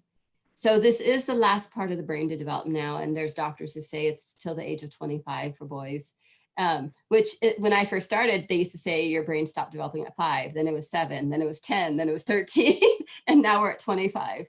And, but emotional control, like the first thing, if I have a kid who comes in, the first thing I'm going to work on is teaching them inhibition, just how to stop. I'm not going to teach them what else to do. And there's 2 types of stopping. There's non-vocal and there's vocal. If they're yelling out profanity and I need them to just stop, I'm going to teach them to have some control on when to talk or not. So it'll be something like, I'll start with a word if they can read, and I'll say, say this out loud when I point to you. Say this out loud when I ring a bell. Say this out loud when, you know, whatever the thing happens, so that they don't, because a lot of the kids, you show them a word and they immediately say it if they know what it is, you know, or if they hear a song, they want to sing with it, or they hear, you know, you start a phrase and they want to say the end of it. So initially I'll work on just on inhibition, or if there's something they want to touch, I'll work on non-vocal inhibition. You just stop touching. And so I really start at those really beginning places of executive function skills, because if you are having some emotional issue, you know, if you're going to have a meltdown, it's because something didn't go your way. And maybe language, you can't find it fast enough to do something, or, you know, it just comes out. You have to work on those easier skills first, you know, the ability to just stop yourself. And then once you can stop yourself easy enough, then you're going to go on and try to find the words to get what you need or what you want or what's not going right. And then that was the beginning of learning how to argue, right? Because if you can have the words, then arguing is a powerful tool, because that's what typical teenagers are doing. They're constantly arguing with their parents, right? And the New York Times had an article about how to fight with your teen during COVID. You know, it's a powerful tool. But if language doesn't come naturally and they can't find the words, and just stopping is a hard thing, you start at a lot more basic level and it takes time. I always tell families, you need to give me time, because I'm going to really start at a level where they're like, what are you doing? I would say, I'm just teaching them how to stop. You know, and I want to remind us all that we were all teenagers at one point, and it was hard for all of us. And many of us were not on the spectrum, and none of us were going through COVID. And I just want to remind all of us that we need to make sure. I love that movie, the Disney movie, is it In and Out, where they show all the Inside Out. Inside Out, that's what it is. And what was particularly poignant to me watching it was this idea that for our kiddos, that joy has to move to a backseat position as they move into teenage years. And I guess I never really thought of it that way, but I want to rail against that. I have a teenager right now, and I know that, you know, part of my full-time job as a parent right now, I always think about Dr. Grampuchet saying it has to be fair. And right now, very little is fair. Yes. And I'm constantly trying to find enough things to make his life reinforcing as it is right now. So, you know, I hope that this parent will find some professional support to help them in their endeavors to help this young person. But I think that somewhere along the line, I just want to put it in your back pocket that we got to find the way to what is reinforcing for this individual. because the teenage years are hard no matter what, and it's just extra. Now, and you have to give them some control.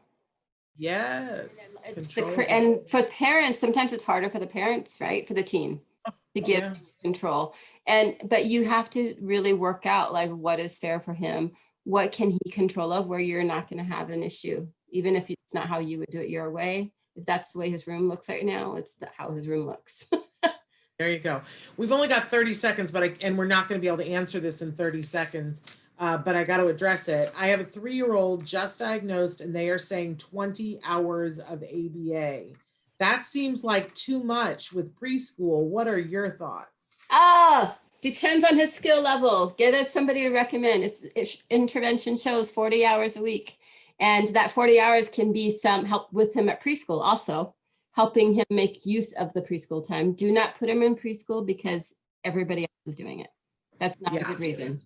So if he is going to preschool and just playing on his own by himself and not playing with anybody else, that's not a good function of preschool. So, and that's Evelyn's expert opinion, and I'm going to give you my parent opinion. That if you got a diagnosis at 3, then that means that your child has skill deficits enough for an expert to diagnose it. And I would stay away from preschool right now and fight with everything you have to get a 40-hour ABA program. Worry about preschool next year or the year after.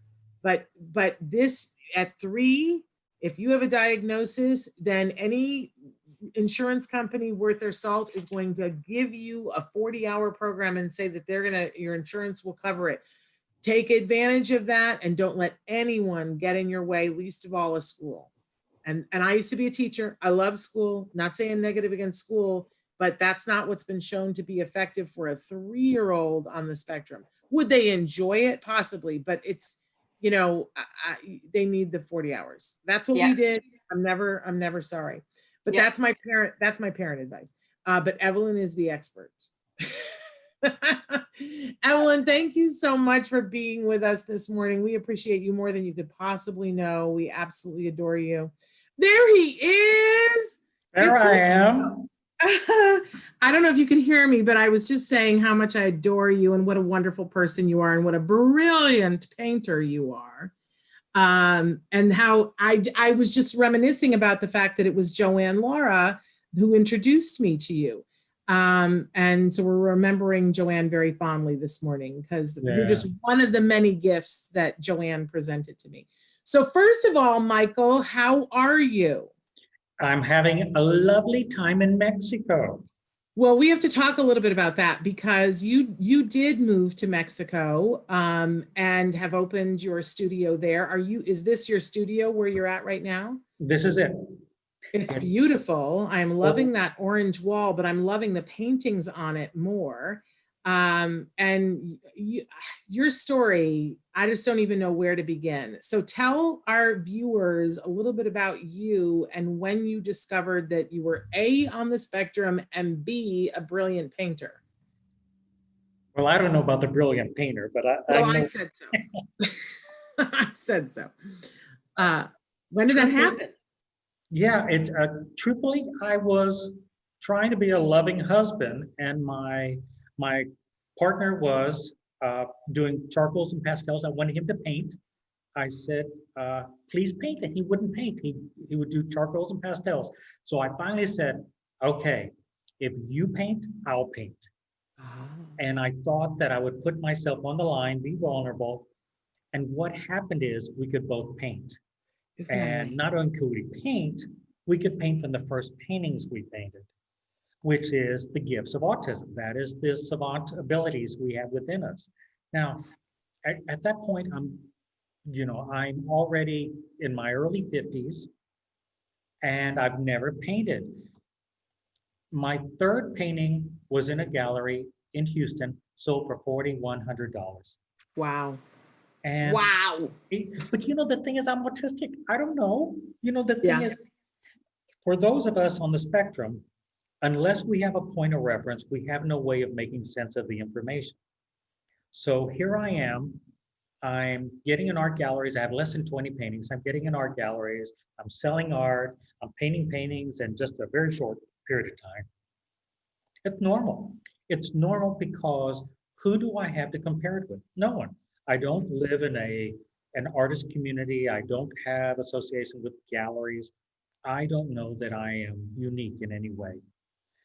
Well, it's been it's been 8 years of painting, and probably at this point I'm at 1,500 paintings. Wow. And usually, if they're very abstract, kind of the horses that you've seen a lot of, Oh yeah. they're done in under an hour. If they're more detailed, they may take me 2, maybe 3 hours if I really fuss with them. But Yeah. that's unheard of. It's just unheard of. I think what's crazy to me, Michael, in the time that I've known you, first of all, when you performed at that Nokia event, the Temple Grandin and Friends event, I want people to understand they had a musician who was on the stage and they put a ginormous canvas on the stage and a bunch of buckets of paint. And in under 12 minutes, Michael, you know, he would paint with like 4 paintbrushes at a time, and he was throwing paint on the canvas while we listened to the music. And it was fascinating to watch him work. But I just thought it was going to be, you know, a Pollock, if you will, that it was going to be like just a mess of colors, and it was beautiful. And then all of a sudden you heard it go through the audience. People like, you know, I love to go to horse racing events because you hear the murmur as they come around the final turn, and you heard people go, and the audience just started, I'm getting goosebumps remembering it. The audience just started cheering because on the canvas appeared this horse, this technicolor, beautiful rainbow horse that was as clear. I mean, it was just crazy, Michael, and everybody went nuts. It was just so fabulous. And it was like, how on earth, you know, it was performance art. It was absolutely amazing. So I was like, wow, this guy is so talented. He's so wonderful that he can just do this. But then over the years, as I've watched you do like crazy realism too, Michael, it's just like, I just don't know where your talent ends. It's just like the horizon on it keeps moving. And I've watched you go through different periods where, you know, that you've got your horses and we can see some of them behind you. But then you went through a series of people with umbrellas in the rain. Michael, they're just so fabulous. They're my favorite. And then a couple of years ago, you got into your woman alone phase. Oh, goodness. I mean, it's just, and now I'm looking at these clouds behind you. What is that a new phase you're doing? Michael. No, I love, well, here's the thing. Autism. Everyone thinks we don't feel, that we are so just like void of emotion. The opposite is true. I'm so empathic. I feel things, and I feel them so deeply. So, you know, we're going through some rough times. It's, you know, right now, I moved after the election, I moved out of the country. We have a pandemic. We have all these things that are so impactful. And for those of us that are empathic, they're so hurtful. I mean, we are feeling the pain of the world. So the rain paintings come about because there's someone that is walking in the elements protected. And the umbrellas are my symbol of whatever we hold that protects us, whether or not it's faith, whether or not it's science, whether or not it's family. That is what protects us. And sometimes, like I just did a really lovely painting of an older woman and man walking, and they're protected together as a unit. And so that's where that came about. The women's series came about because I feel a real affinity for women. Women are able to express emotion. Men, it's a terrible thing. Men are castrated to the point of not being able to be emotional. And that's what society does to them. So while I'm very emotional and why I'm really connected to my emotions, I'm not going to find anyone that I can look at and say, that's the emotion I'm feeling when I look at a male. I feel it in females. So even though the female that I paint has all these emotions, it is emotions that travel throughout humanity. male and female. It's just men will not show it. So I love showing the feelings in women. I love it. Well, we have to talk about the fact that you have your gallery, but people can view paintings online and even purchase your paintings online. You are a very well-known and received artist now, so your paintings are not inexpensive. They are prized art. So Well, we I have to don't know. say We that. have COVID pricing now. It's like, Oh, well, still, I'm just going to be honest that, for a lot of us, you are also very generous and you frequently donate paintings to be auctioned and things like that. And for some of us, that might be where we have the potential to own your artwork, but it is art, and it is very valuable and remarkable. But I have to say, it's that you have, in these phases, I think there's something for everyone. Just absolutely stunning. I saw one the other day that you did. In fact, I think I put it on our postcard that I want to say that there wasn't a human being in it, but it was like a landscape with, it looked like a farmhouse across a field. yeah. And I thought, okay, now Michael's doing that kind of thing too. I'm just always interested to see where you go next. It's fascinating. We're autistic, and the thing is that we get bored. That's the thing. It's such an oxymoron. On the one hand, we love routines. Like when I get up and I make my coffee in the morning, every little thing is exactly where it goes, because that's where it goes when I make coffee.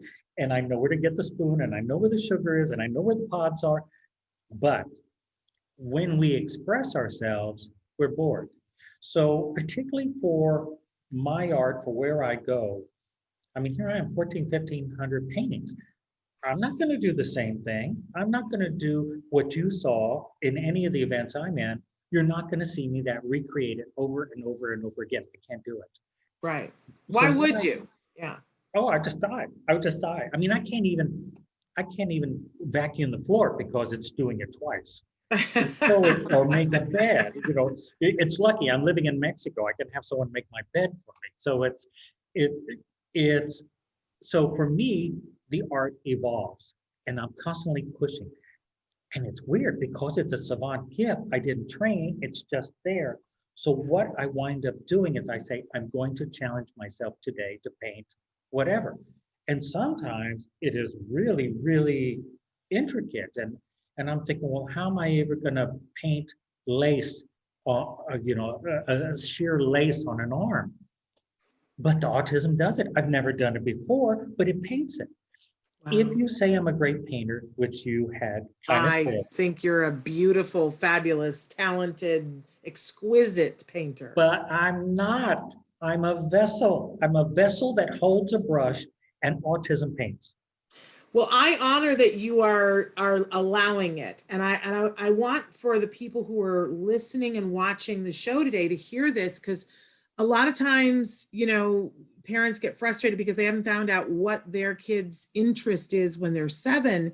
And to hear you say that you didn't find it until in your 50s, what was your life like before you found painting and before you knew that you were on the spectrum? Well, it's funny you asked that, because just recently, within the last couple of minutes, I've been approached to write my memoir. Yes. And it was an independent publisher that works on books that actually impact humanity. Mm-hmm. So they only do a couple of books a year, and they stand behind them, and they come with book tours and lecture tours and all of that. But my story is so interesting that I was asked to write my life. Now, I'm going to tell you, to revisit everything within a lifetime and to refeel all those emotions is a lot. Yeah, yeah. The ultimate thing is you're seeing who I became. But what was before was traumatic. I was abandoned by a birth mother. I had adopted parents that were cold and distant. I had sexual abuse by an elementary school janitor, and it went on for like 3 years. I was also had some sexual abuse by an uncle. Because I'm autistic and because I'm in pain, because of not being diagnosed and being confused and being on the high functioning, high IQ side, I didn't fit in. And so through the 80s in New York City, I drank and drugged myself to self-medicate. I'm not an addict, but I was very, very lonely and very, very hurt. So I spent a great deal of my time drinking and drugging. Now, as far as New York, I had really interesting times. I was running around with people from the Village People and people out of movies and Grandpa Munster. You've got stories, Michael. I can't wait to read this book. You've got stories. But the thing is, like you said, it's like, what was my life like? Typical person that functions within the neurotypical world. 2 to 3 years on any job, usually a different type of job because we get bored, so we want to be re-challenged with something else. We're very very high IQ, so we assimilate and we learn the job very quickly. But then because we ascend so quickly in a company, then our bosses get threatened and then they start worrying about whether or not we're going to go after the job. Wow. We don't socialize. We won't go into a conference room and eat pizza with everybody and talk about T-ball and cell phone plans. Yeah. So we take our food and we run to our little cubicle or wherever it is, and we hide. We hide from people. We don't want to socialize. Meanwhile, we're brilliant in our job. But what it amounts to is when it comes time to let someone go, no one's getting warm and fuzzies over me because I'm not socializing. I'm the person let go. Wow. And if I'm not let go, then I will have done everything within that particular job description to the point that now I'm bored and I want a new challenge and I'll quit anyway. So I've done wallpaper hanging. I was a paint contractor. I was a warehouse manager. I was a liaison in New York between a design company and the architects. I did some light construction. I did retail. It's so interesting because all of those things sort of will, help you to be a better painter, but it's a very circuitous route to it, right? Well, or those hidden painting skills were adding value to what you were doing. I don't know which came first, the chicken or the egg, but it's kind of fascinating. And I hope that people hear this because I know that there are folks that are on the spectrum that are watching that haven't found their place like you have found. They haven't found their happy place. And I want them to hear that sometimes it doesn't come easy and sometimes it doesn't come early. This is what I say, and I say it every time I do a keynote, anytime I have a chance to talk to a group. I found my light in my 50s. I didn't even know I had a light.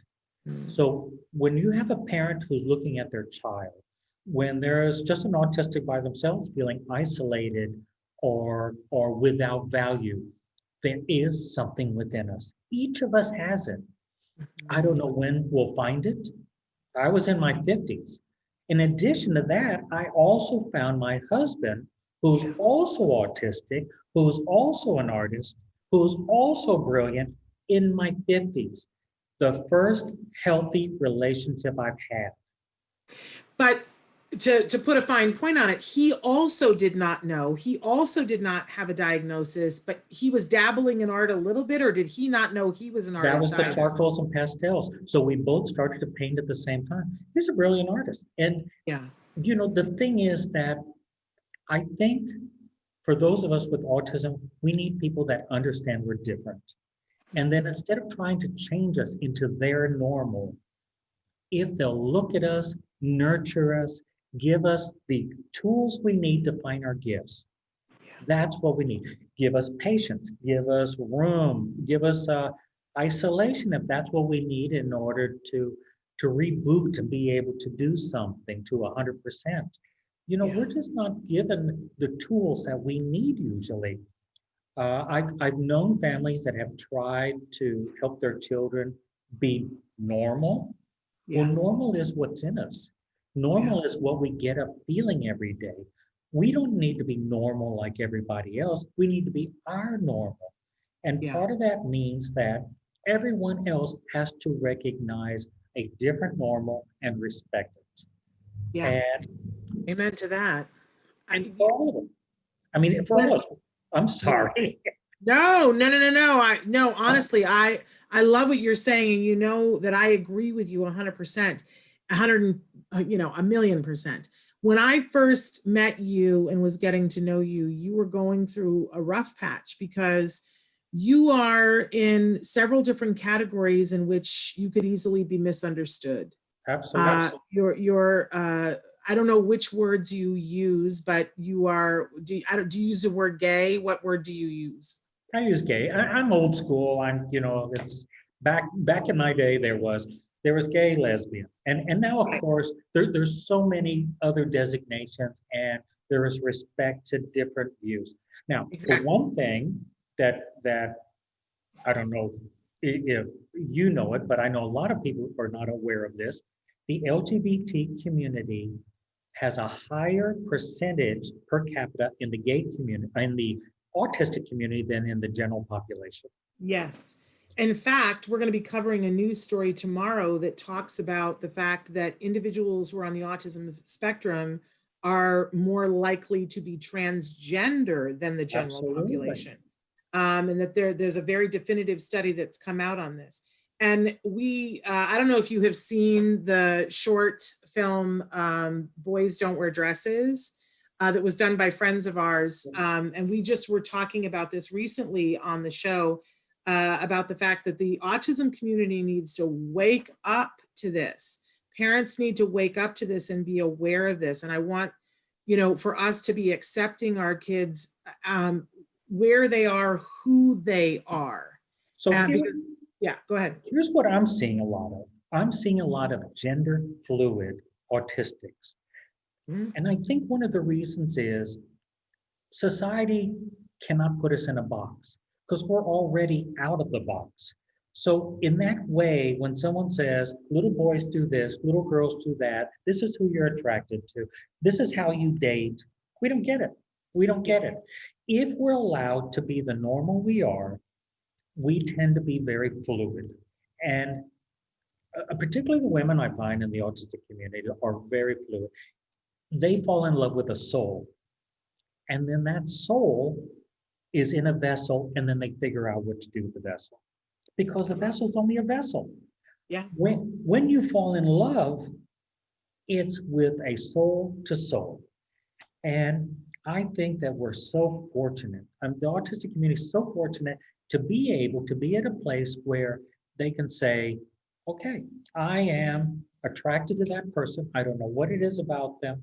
And they can pursue it without worrying what their mother, father's going to say, what society is going to say, what the preacher is going to say. Who cares? I'm in love. Yeah. And that should be celebrated. And I'm sure that there are some of our viewers who are watching or listening who find themselves feeling uncomfortable right now. And I want to say to those folks, and I want to hear what you want to say to them too, Michael, but I want to say, if you're uncomfortable, own it and ask yourself why, and start to dig into why that is. But I think it's important, if you're uncomfortable, if any of us are uncomfortable, we need to look at ourselves and not hang that uncomfortable on anyone else. Well, here's the thing. Yes. We are our own people. All of us are our own individual people. I happen to have an 11-year relationship with an autistic man who also is an artist, but he's a man. And I'm a man. And the two of us have found love and a relationship that even my straight friends sometimes envy. Yes. The thing is that no one's asking anyone to change themselves. We're just asking to be respected for who we are. So the thing is, anyone can be uncomfortable. Yes, own it. But then own it and say, even though I'm uncomfortable, I have no right to change another person. I have no right to try to drag someone into my normal when their normal is they're in love with the same sex, or someone transgendered, or who knows? There are so many variables.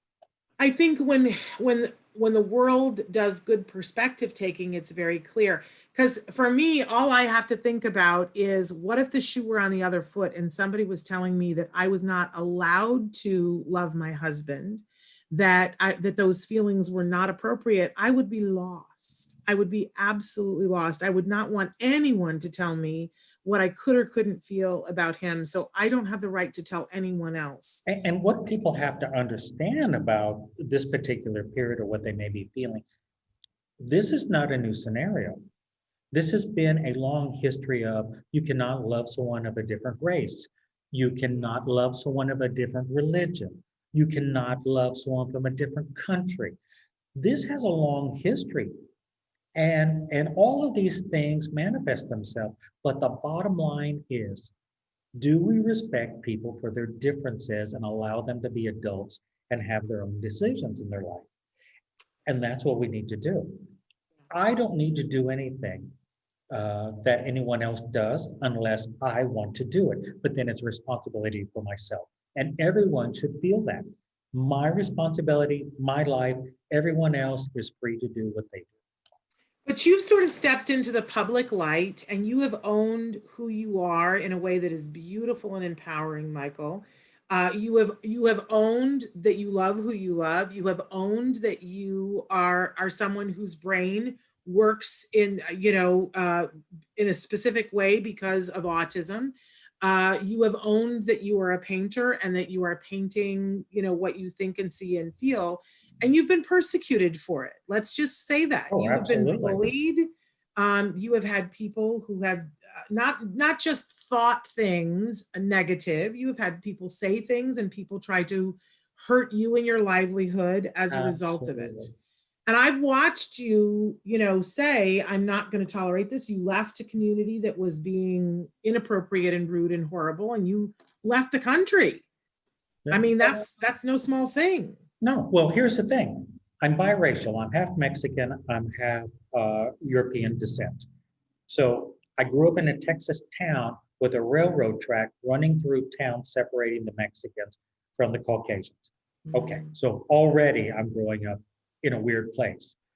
I wound up being gay and recognized, the first signs of it, I can really recognize at 6, 7, 8 years old. So, I mean, it was there. I was autistic. Now, while that was not diagnosed, it was definitely something that isolated me and made me different. All of those things changed me and how I view other people. Now, while I was spinning around with a high IQ, my uncle, who was adopted into our family, was brain damaged and was very challenged. He gave me a way to understand that there's a spectrum that we all live in. And when I have a conversation with you right now, my way of talking with you is peer-to-peer. When I speak to my uncle, I don't change that. It's peer-to-peer. I change the way I speak in order to accommodate his comprehension. Mm-hmm. And that is respect-free. When I'm at an autism event, a conference, whatever, I don't know who will be coming up to speak to me, but they should be respected for whoever they are and for whatever abilities they have and whatever comprehension they have at that time.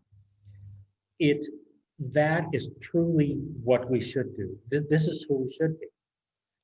Yes. And I started by saying you're just a really lovely human being. You have an open heart. Anybody who stands within 10 feet of you feels it. And we see it all the time in your paintings. We've had technical problems this morning, and I don't know, Traven, whether you were able to put up some of the paintings or not. But Michael, we've got like 3 minutes left, less than that. We need to give the website so people can know where they can go to look at your paintings and have their breath taken away. So where do they go? Okay, first of all, I am going to mention, yes, it is COVID, and yes, I'm being much more generous with my pricing, but okay. You are right. You're not going to get very low pricing. The other thing I do is I do offer layaways. So if someone wants to just pay as able, when they can put a few bucks down, I do it all the time. In fact, most of my paintings sell that way. Okay. The website is www.michaeltolleson artist.com. So it's MICHAELTOLLESON artist, ARTIST. Have I been pronouncing your last name wrong all these years? I've been saying Tolson, but it's Tollison. Tollison. I beg your pardon. I've been saying your name wrong over and over and over again. And actually, it's really funny because with Mexico, the names are paternal, maternal. So I'm able to use my mother's maiden name. So I'm Michael Tollison Robles because I'm half Mexican heritage. And it's interesting that everyone here calls me Mr. Robles. Interesting. So you're loving Mexico. I am. You know, the people are very giving, loving. Now, I have some pain about Mexico because the autism community is not supported the way it should. Yeah. I don't know. Somewhere along the line, I have this dream of maybe even starting a school here in order to assist. Probably someone as high functioning as I am wouldn't even be recognized as autistic in Mexico. Yeah. And people don't, it's Anthony Hopkins got diagnosed 10 years ago. Now, how do I explain to someone in Mexico, Anthony Hopkins is also autistic? Yeah. Or even to the gift of this art. I mean, for them, it doesn't look like someone who has a challenge. So no, and I remember, I saw you paint and I was like, okay. But then talking to you and I was like, okay, wow, because you are very articulate and you are very, a lot of the stereotypes that we think of having to do with deficits, you've overcome. You make great eye contact. I think you are one of the more 20s. Okay, but you are one of the most social people. I watched you at a conference. You're one of the most social people I know. But I definitely spending time with you. I get to see and hear you are so articulate that you tell me how your brain is looking at things. And I go, oh, okay. See, my brain doesn't look at things that way. The thing is, okay, so we spend time at a conference. I have a 3-day social hangover after that. Yeah. Can I be honest? I did too. We stayed that week in New Orleans. We stayed and for part of it, we just hung out in the hotel room because I needed to decompress from that. But I believe it because that was intense. That was a pretty good conference and that was intense. But Michael, we're out of time and I've so enjoyed this visit. And it's on my wish list to get down to Mexico and visit you and see what you got going on there because it just looks like your little slice of paradise. And it makes me so happy to know that you're there and safe. Well, the Merida is the second safest city in the world behind Quebec City. And it is, there are no guns here. There's no crime here. The people are lovely. Well, if things go wrong here in November, I might be sending my son to you. So I'm going to stick him in a suit. I'm going to stick him in a suitcase and send him to you and be like, Michael, keep my son while things calm down. Because, it's a crazy world we live in. Crazy world we live in. Crazy time to have a 17-year-old. Ooh, not my favorite thing. But anyway, I love you. Please give my love to everybody there. I will. And I'm so glad that you guys are well and in your little cocoon, churning out beautiful works of art. It's it makes my heart pitter patter. Very good. I hope everyone goes on the website. If nothing else, just to look at the art. Oh, you got to look. We had some, but we were having trouble this morning interfacing with it. But go and look. You can only see a little bit behind you, but I'm telling you, go get your heart lifted and flutter around you for a little while and know that Michael's doing these fabulous things. We love you so much. We'll talk to you soon. Bye-bye. Bye-bye. Okay, so we have Leah Hirschfeld here with us. And she is amazing. And she's a regular here on the show. She joins us sometimes on Fridays, and we took the month of August off. But she's here with us now. Leah, tell us a little bit about you and what you do. Yeah, of course. Well, thank you guys so much for having me. It is my pleasure. It's such a highlight for my month whenever I get to come on. So I'm very excited to be here. So I'm a research coordinator here at the Center for Autism and Related Disorders. And what that means is that I'm super fortunate. And I get to spend my day looking at data and analyzing trends. I run research studies. I answer research questions that come from our caregivers, that come from our clinicians, and all with the hope to better serve our families and our patients. So I feel pretty fortunate. It's pretty fun. And then I get to come on here and read awesome articles and talk to you ladies and everyone else. It's super fun for us because even later on in the show, we're going to cover some news stories. And it always involves, not always, but a lot of times it involves research. And Nancy and I try to pick through it as parents. And that's often hilarious, but not accurate. Yeah, the stories we have today are particularly dense, I might add. And we try, and so we just sort of skim over them and go, look, there's research about this. You might want to go look at it for yourselves. Right. So to have someone of your caliber here to delve in on specific subjects is a really cool thing for us. So what are we talking about today, madam? Absolutely. When before I do that, I don't think you guys give yourselves enough credit. You both are incredible. So I'm sure your news segment you guys go through your research fantastically. But you might want to stick around and hear us slaughter some names. Exactly. Oh, well, I slaughter the names too. I was just about to say I'm about to slaughter one now. Okay. So I always try to find, either something I think is going to be really relevant to your audience or something that just came out that I think will be cool. So this article came out this month, September 2020. This is an article from this journal called Autism Research, and I've presented other stuff from that journal. I really like them.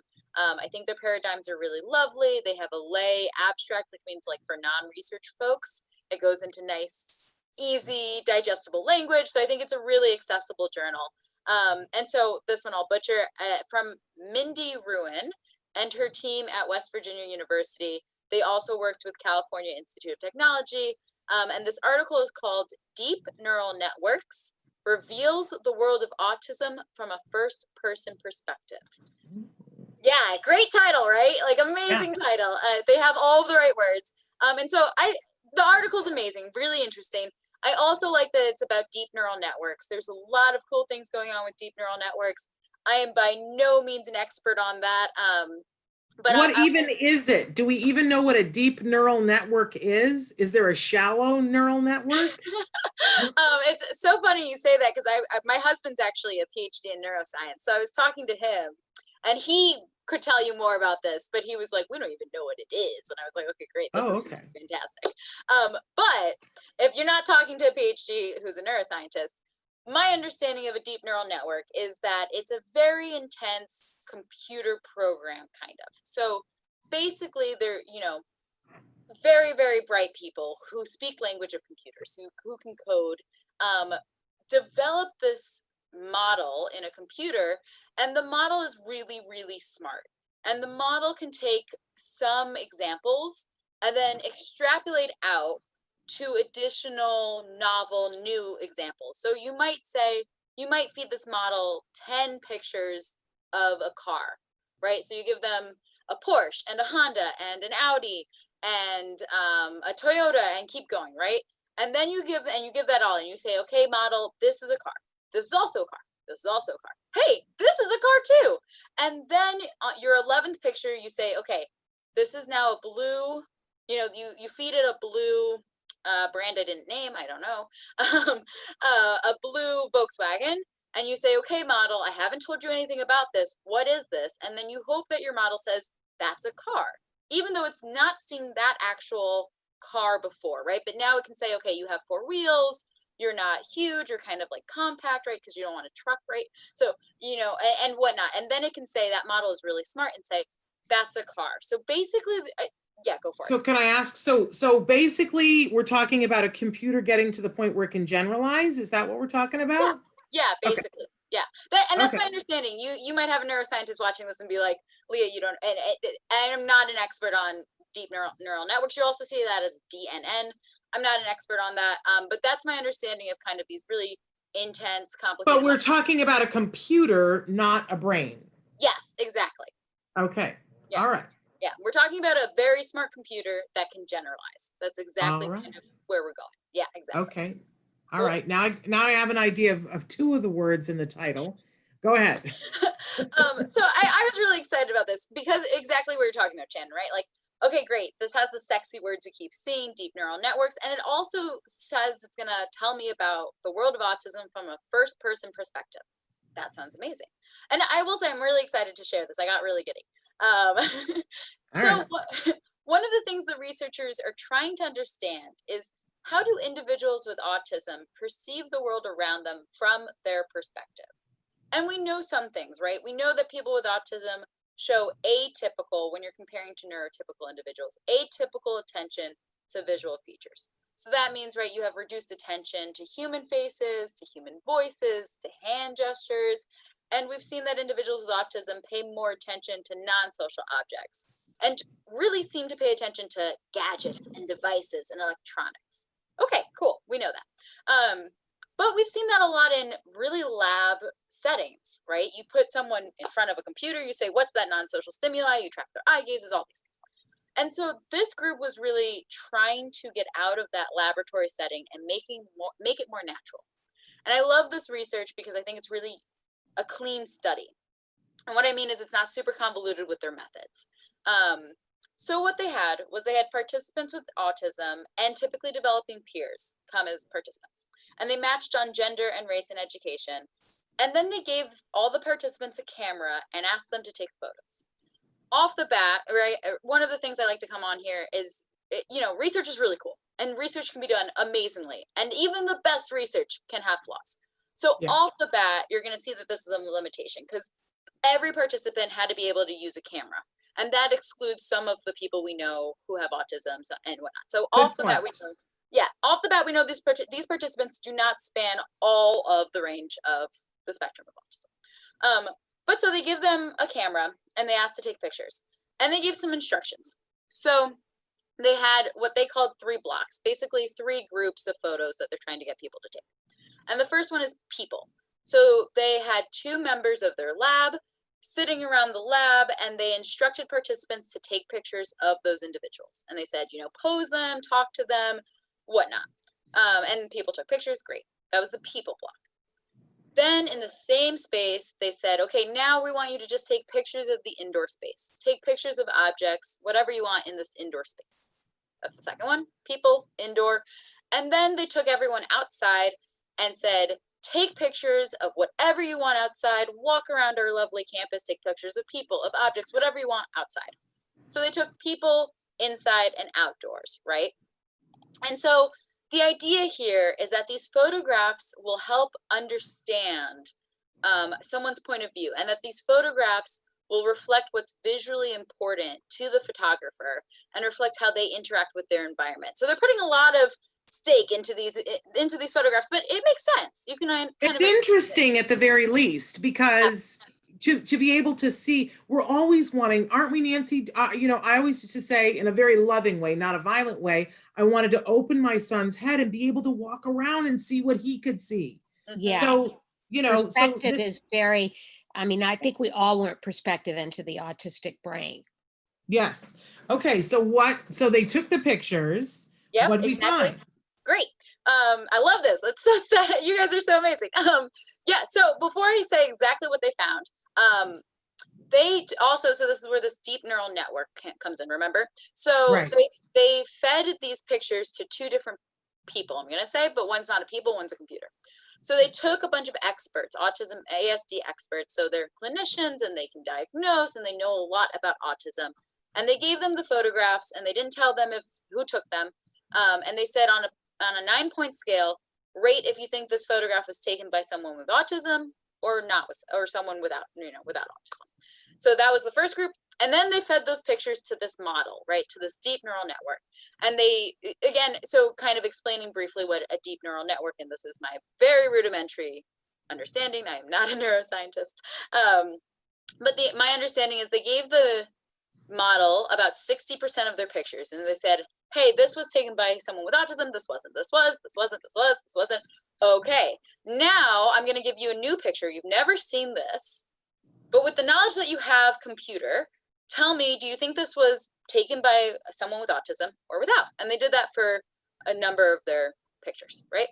And so what they found was that the model, that computer, was able to effectively determine if a photo was taken by an individual with autism and actually outperformed the experts. And the model did better if it was a photo with people versus those indoor and outdoor photos. Could still do it with the indoor and outdoor photos, but did it more frequently with better accuracy when it was people. And the ASD experts, not so much. And before I kind of get into those implications, you're like, that's cool, but so what, right? Mm-hmm. No, I'm not feeling that way at all. I have a bunch of questions. I do. Oh God. So does at some point, is the computer, the deep neural network, is it able to say, here's why, here are the patterns that we saw? Yeah, so that's exactly my next point. Oh, Shannon, amazing. Yeah, amazing. So the model is really cool because the model can also say, hey, this is why I thought this. And so what they said, what the computer said was it classified a photo taken by participants with ASD if the photo was of a subject's back, if the subject in the photo was not very expressive, if the subject in the photo was not posed or did not look at the camera, if the photo had an odd visual perspective, if the photo was blurry. And if the photo had a rich facial expression and a regular what was considered regular, right? Regular angle of view, then it said, that's great, neurotypical individual. So, you know, some of this isn't so surprising. It basically is kind of saying, our participants with autism have a social deficit, it seems like. And this isn't surprising. This we kind of know. But to me, what's so exciting is that this is potentially being shown through photos, which I don't know, this clicked for me. Like, I know individuals with autism have a social deficit, but for me, I'm like, okay, what does that mean? Does that mean I just like need to remind you to look at someone's eyes or what? And to me, this really showed potentially that this is their perspective, and their perspective is that they want to interact maybe, but that's not what the way that we would think about neurotypical individuals would think about interacting is not necessarily the way that they think about interacting. And what's even cooler to me is that this research is meeting individuals with autism at their level. We're not trying to come in and change it or put them into a lab or anything. We just take some photos and let's see what we can see from your photos, from your perspective.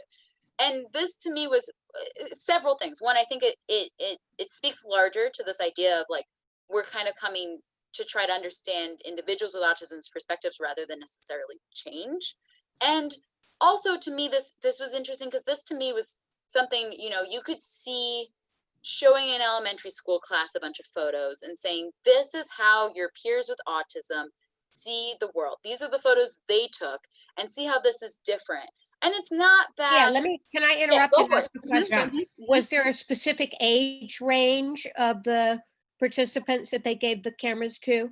So I didn't have the actual age range in the paper, but it was much older than, it seemed to be about like young adults, because they gave the mean age and then the SD. So I think the mean age was in their 20s, but then the difference was quite large. It was plus or minus about 9 years. So I think you've got older teens to like mid 20s, I think tend to be the age of the participants. Okay.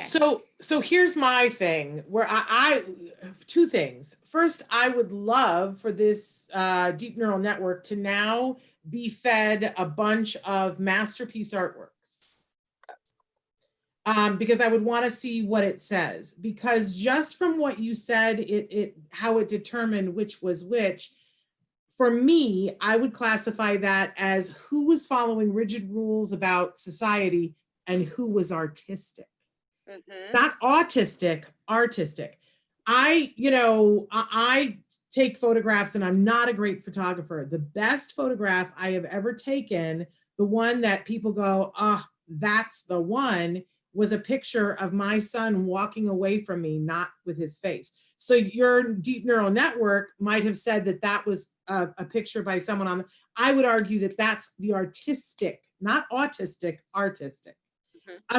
A really interesting viewpoint that doesn't get fit into a box. So I would love to see what would happen if we fed all of the great masterpieces. Like, what would they say about Rembrandt? What would they say about Van Gogh? What would they say about Picasso? I have a feeling it would say that they are all on the spectrum. Or even better yet, Shannon, feed them photographs from great photographers that have been Yes. award-winning photographs, that maybe aren't in the mainstream, like Man Ray, for example. Yeah. Something like Yeah, that. I have a feeling that, so I just want to keep that in mind, because I think it tells us about our social rules, and who's following the social rules. But I don't want to leave out that maybe that's, we want people to be able to do what they want to do, but I don't want to leave out that it might, just like when you have one sense that's, if you can't hear, that other senses are, that your sense of touch and vision is highlighted. Maybe, maybe that is also true for people with, maybe they have more of an artistic sense, because we certainly see some beautiful artists that are on the autism spectrum. It's very interesting. Yeah, and I'll throw in too, they have some of those photos that that were ASD versus non, and one of them is taken from the ground, and I was like, this is a stunning photograph, totally stunning. But weird angle, whatnot, but super interesting stuff. Super interesting. Yeah. Okay, so I interrupted you. What else did you want to say about this? No, that I mean, that was basically it. Like, this is super interesting because I think, like you're saying, this is coming. It's not about changing their perspective. It's really about understanding it. And I think photographs is a great way to do that. It's an amazing medium that, again, to me, I know social deficits is a category in when you get diagnosed with autism. I know that. But what does that really mean? And I think these photographs can really help understand that. And I think, deep neural networks is very, very new. And to me also, it's very sexy, and I love hearing about it. But I always wondered, how will that be used, right, in autism research? And so you could see this being used, like you're saying, you could see this being used as, a potential kind of tool for clinicians to use. You could see this being used in a lot of different ways. And there's a lot, I mean, I can go into also limitations about the research, but I just love that this research, and I think what we're seeing in a lot of the autism field is, really meeting people at where they're at and not trying to change necessarily, understand it. Yeah, exactly. Just understand it more. Instead, and wouldn't that be a beautiful world? Like, I got really excited. No, I think that's a really, does it reach any conclusions then overall? I mean, it kind of does, but those conclusions are ones we already kind of understand, or have seen in other research. So mostly about social deficits. They were saying that, because their model had better accuracy with the photos of people versus indoor and outdoor. They're saying, some of the things that they came away was photos taken of people, maybe the most relevant to determine the differences between individuals with and without autism. Kind of, again, makes some sense here with those social deficits that we're seeing. And then there are some limitations about the participants. I don't know about exactly what instructions were given about how to use a camera. So it could always be, those individuals with autism just didn't have as much experience with the camera and just tilted it all the time because this is how they thought they should hold it. I'm not 100% sure. I don't think that's what happened. That would be a pretty glaring limitation, but it doesn't include those instructions. So I'm not 100% sure what those instructions were given to the participants. For me, the takeaway is that individuals who are on the autism spectrum visually care about different things than those of us who aren't, and that a computer with a deep neural network can point it out. And that's pretty interesting.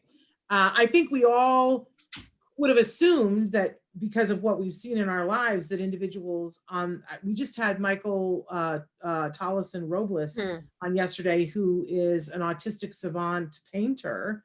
And I, look at his paintings, and he sees color in a way that is so exciting that I don't see with my eye. But when he sees it, I go, yes, how could I not have seen that a white horse has a rainbow of colors in it? I don't see that. My brain doesn't see that, but his does. So I think we all sort of have known on some level that what is visually interesting to us is not what is visually interesting to our kids. Like Nancy, Wyatt loves water. Mhm. And I, and Wyatt is a painter, and I know he sees colors in water that I don't see. Right. And when it's being splashed, he sees colors in that are stimulating to him, and I don't see that. So this all makes sense, but the fact that a computer can pick it out is cool, because that they can pick it out with other things, maybe. Yeah, it's just the beginning here, and just like you're saying, I mean, I think to that point, right, like we understand why it might be seeing different colors, but if you could show that to his peers in a way that makes sense, right? Okay, this is the photo he took or something like that. Yeah. Then right, like then we could kind of bridge that gap here of let's Well, understand. Yeah. and now you're talking in my world, because I think that's what the arts do. When I'll tell you something, Nancy, whenever I'm talking about Wyatt to anyone, the first thing I say is, let me show you something Wyatt has painted. Because I think once you see what Wyatt can paint, you can't unsee that. Right. You can't, like, I think that people walk by people every day on the spectrum, not on the spectrum, and have no idea who they are. But I always show people two different paintings of Wyatt's. I show them the one that he did of the building that's reminiscent of an O'Keeffe. And I show them that multimedia one that he did that's just, and they look at it and they go, oh my gosh, this young man is a genius. And I don't think you can ever look at Wyatt in the same way once you see what he can paint. And I think that's true of so many people. Mhm. When you see what their heart and their brain are trying to say, you can't. There's another friend of ours, Nancy, and I was just talking about him the other day, that is largely nonverbal. He maybe has 5 spoken words in his vocabulary. And it was actually at Wyatt's birthday party that his father said to me, have you ever read some of his texts, this young man? And I said, I didn't know that he could text. This is a guy that I have 5 words that I can use to converse. And he's a beautiful human being. And he conveys a lot with those 5 words and with his body. But I read his text and I was like, who knew that all of this was going on inside him? And it makes it hard to ignore their humanity when you can see into their world.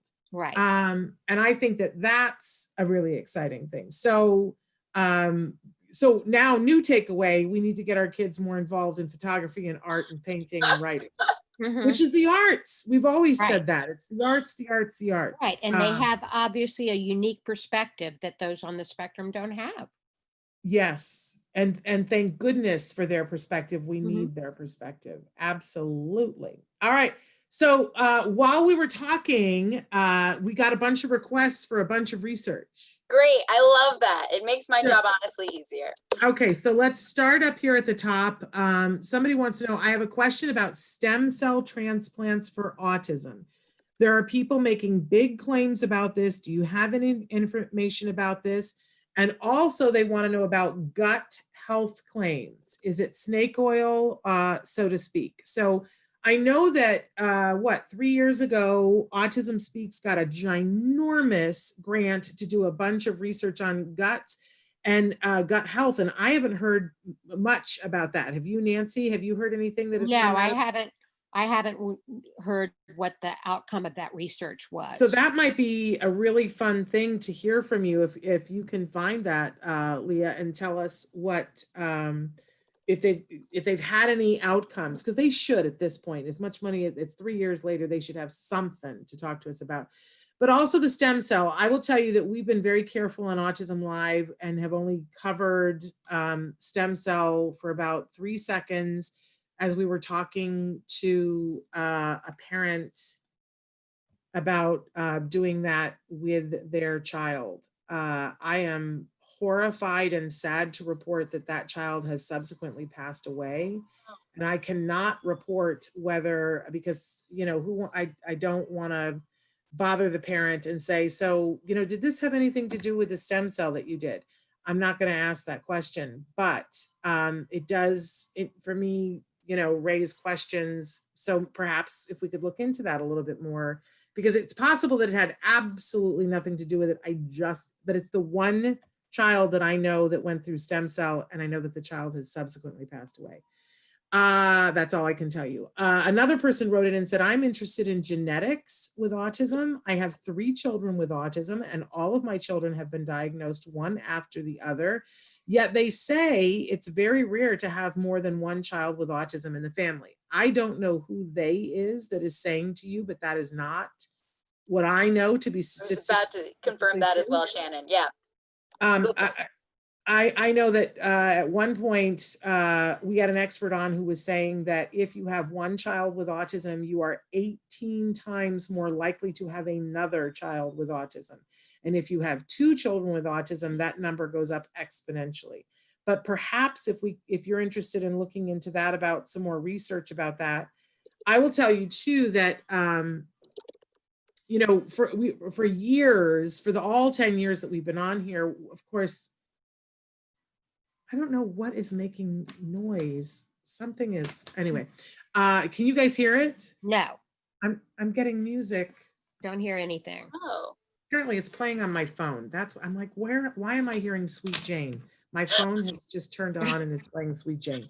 Okay, now, so we've been, you know, obviously we always want to talk anytime there's research into trying to figure out and hone what the causes of autism are and why in some individuals it's, you know, it's more impactful. And so I will encourage people, the study that I always go back and refer to is the Claire Lajean twin study, which was really the first seminal study that showed us that it is both absolutely genetics and the environment. Because they looked at a whole bunch of twins, and they were fraternal twins and non-fraternal twins, some of them raised in the same environment, some of them raised not in the same environment, and their prevalence of autism. And it was the largest study of its kind. And it was the one that showed us definitively it is a combo platter of both of these things, that there is a genetic component and there is an environmental component. So I would encourage our viewers to go and look that up. Claire Lajean, that was done with Autism Speaks Money as well. But I'm sure that you could find some really cool stuff. This parent is saying that they have a diagnosis of multiple sclerosis. And I will tell you that let's see if I can, there's Cindy Miller does a bunch of studies, and there's somebody else about parents with autoimmune and the prevalence of if a child is on the autism spectrum, how, I don't know which way to say it, but that in a lot of cases, if a child has an autism spectrum diagnosis, the mother will have an autoimmune disorder. I don't think anybody knows definitively which, you know, the chicken or the egg, what comes first, but it is, there's a large prevalence of those two things going together. So that's not unusual at all. But you now have a bunch of interest from a bunch of people on a bunch of different research fronts. We'll look to you to figure out what you want to delve into first. I mean, gut health and genetics, I could spend however much time you're going to give me, you know, that there's so much out there about both. And especially the genetics with autism, there's a lot about this thing called the broad autism phenotype. Have you guys heard of this? No. I don't know that I have. Okay, so the broad autism phenotype is really interesting, and it's about you know, you can't just test every single parent and then see if they have a child with autism. That's not how the world works. But you can kind of go backwards and say, okay, you have a child with autism, but the parents don't have a diagnosis. And so what researchers found is that potentially parents seem to kind of fit into this phenotype, this kind of I'm trying to think of the right word to define phenotype, but you know, this kind of classification that fits kind of into some of the deficits that we see with individuals with autism. So a parent might not have a diagnosis of autism, but they might be really rigid, right? They might have a hard time taking a different route to work or something like that. Or, you know, they make sure they follow their schedule on the weekend. I know, for example, I have family members not on the autism spectrum, but if you try to mess with that schedule on the weekend, that's hard for them, right? So and other things like that, or parents who kind of feel very, very, identify really with perfectionism, which is kind of Right. this rigidness here. So that they've In seen, the autism community, we have a saying for that: puppies don't have kittens. yes, So we are like our children. We may not qualify for a diagnosis, but we are more like our children than we are different than our children. exactly. So there's a ton of stuff about that. And it's so interesting. And there's more that one of the articles I was debating about coming on here, and I'm very verbose, so I can only ever talk about like one study because otherwise I'll take your entire time. But one of the studies was about moms and the broad autism phenotype. Another one actually was about siblings. And was actually about, you are more likely to have a child. If you have one child with autism, more likely to have another child with autism. But also there was an interaction with the siblings there. So there's a lot, again, I could talk forever about genetics and autism. There's a lot there. There's a lot about, they call them nouveau, when you have a novel kind of mutation in your gene, and that causes the autism deficits that you're seeing in your child. And there was just a recent article about such cool things going on with that. And again, can talk about that forever. Same with gut health. So if those caregivers want anything more specific, the genetics for sure, I can look at autoimmune and the prevalence, and I got a lot of information there. Anything with the gut health and the stem cell, anything more specific, otherwise I can absolutely come on. And like I said, I could take a 30-minute segment, or like I could take forever on these things. We can give you 30 minutes. We absolutely can do that. And we're going to have you back, either you or Karen Nolte back in October. So talk amongst yourselves and decide which one of those topics you want to present on. But we can give you 30 minutes. If we just know in advance that you need it, then that's not a problem. If that's okay with you guys, especially with, at least with genetics, there's just so much, and it's really dense. A lot of it can be really dense. So I feel like to give it the appropriate attention, a little longer is maybe nice, but also we can give you more time. I will tell you though, and I'd love to hear from the parents. When it gets dense, I get lost. You can see by the questions that I ask. I'm like, I want to get enough information so that I can understand the broad brushstroke. So that, and then sometimes when it's something that I'm particularly interested in, then I want to know more questions. So if you tell us ahead of time, okay, this month we're going to be talking about genetics, we'll put it out on our postcard every week. If you guys subscribe to us, you get your postcard every week, and you'll know to have your questions. You can send in questions ahead of time. If you have a specific question about any of these things right now, you can put it in the chat, or you can email it to me at s.penrod@autism-live.com, and we'll make sure, because sometimes I'm looking at a study and I go, I don't know what this means. Now I have, Leah and Karen and a whole department of research people that I can go to and go, decipher this for me. A lot of times I'll send something to Dr. Dixon and I'll go, does this mean this? And he'll say, no, Shannon, that's not at all what that means. It's interesting that you would get that from it. But I think it's really helpful. And so we have that, but by extension, you all have that as well. So this was interesting. I can always get interested in, my thing is I want to sit down always with researchers and go, well, here's where I want you to go with this. But nobody wants to hear from me. Oh, that's not true at all, Shannon. Everyone wants to hear from you. Everyone loves you. Why? So what, like I want for these researchers to take as Nancy said, a bunch of photographers, but I'd love to take a bunch of paintings and put them through, because I'm going to guess that all the great painters, this deep neural network would say, oh, look at these. I think that eventually artistic would equal autistic viewpoint. Interesting. Yeah. Is what I think. Yeah. Which would be very affirming for a lot of people in the community about, value of looking at somebody else's point of view, because it's beautiful. Anyway, so fascinating. Thank you so much for being with us. And I want to encourage everybody to write in questions either here or to me at s.penrod@autism-live.com. Thank you. I'm going to get back to you with dates for October, November, and December. Sounds great. Thank you guys so much. And since I'm on, Thanks, let's say the next time we'll come on and we'll do genetics. Okay. The caregiver who asked about stem cell and gut health, if you don't want to wait 2 months for us to get to your question, email us with your question. If it's a little bit more specific or whatnot, we can always give you kind of larger reviews on both those topics. So I don't want to, have anyone wait 2 months to get any answers. There we go. So we can always also, address that question, since next month we'll do genetics. And then either Karen or myself will be on. And thank you guys so much. This is just the Thank you. loveliest way to have a Friday. So thank you all so much for having me. We Thank you, appreciate Leah. Thank Thanks, you. Nancy. Thanks, Shannon. Bye, y'all. I gotta say too, love the painting behind her head. I'm guessing that they would say that that was a person with an autistic point of view. Guessing, don't know for sure. Okay, we don't have that much time, and we have a No, list. we have a lot of interesting in the news that is research oriented for the most part. It is, and I don't think we're going to get to all of it, but can I start with something that I didn't put on the list that relates back to something from last week? Yes, absolutely. So we were talking last week, if you recall, about the little bit of controversy over some goings on in the background of the Big Brother house on CBS. Do you Yes. recall that?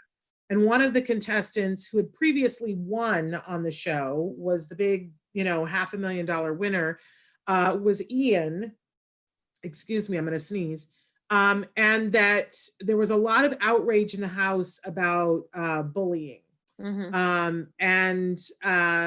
It has not been addressed. We now have watched all this last week. CBS has not addressed it on the live show, which I'm very sad about that they didn't address it. I think that they do need to address it. There has been further outrage in the house. I know I had said last week that I thought that there were very racist and racist microaggressions that I was surprised that more people weren't talking about, because I even on the live show, what they were playing, I was appalled.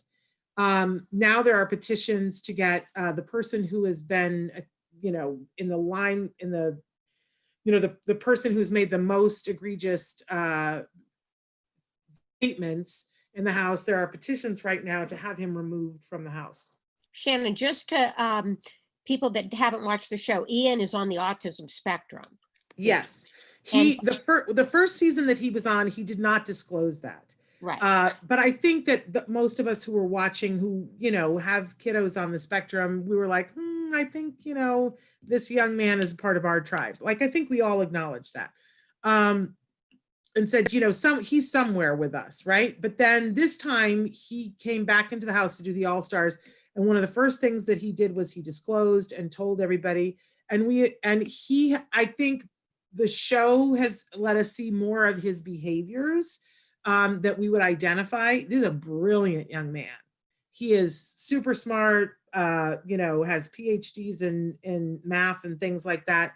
Super logical player, has mad skills. He's, has the ability to have a social game in the house, but he has some self-stimulatory behaviors that are very prevalent. He does a lot of rocking.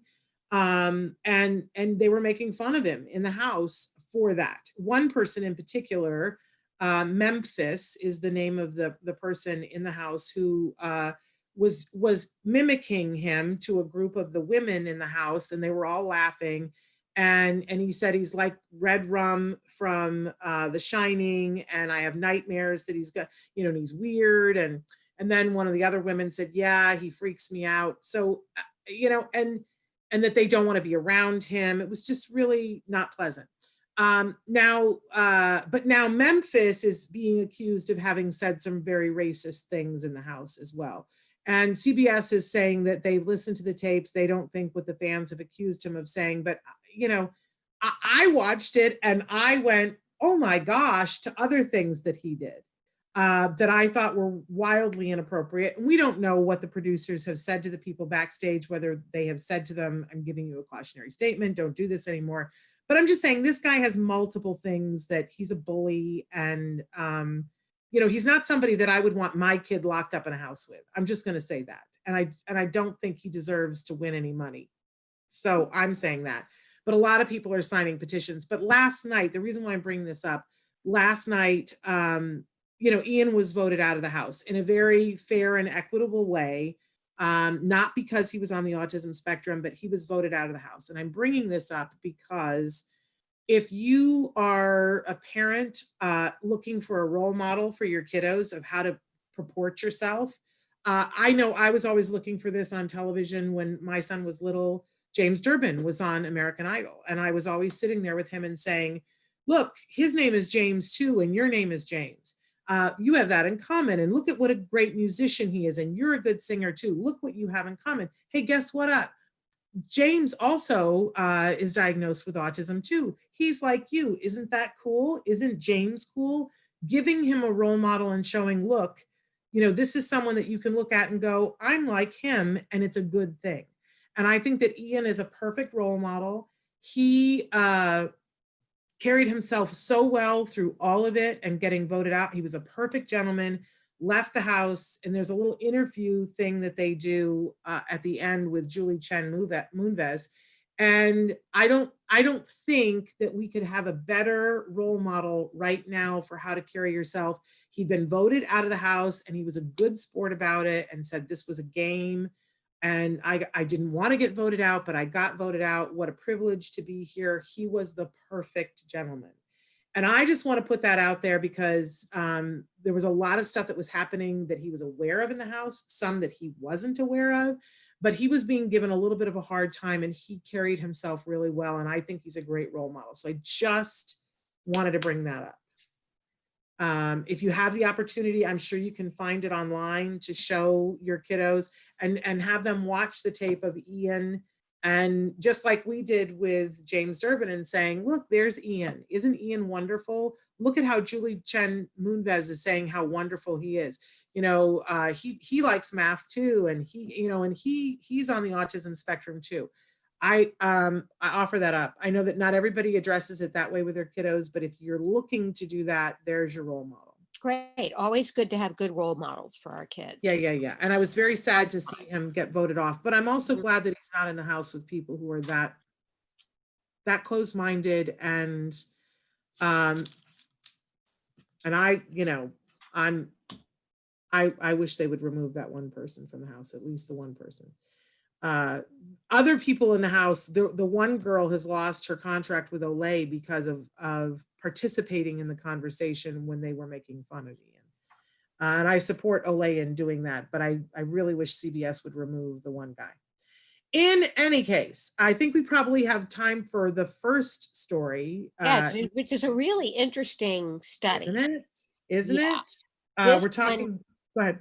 Gender diversity. It's the title of the article is largest study to date confirms overlap between autism and gender diversity.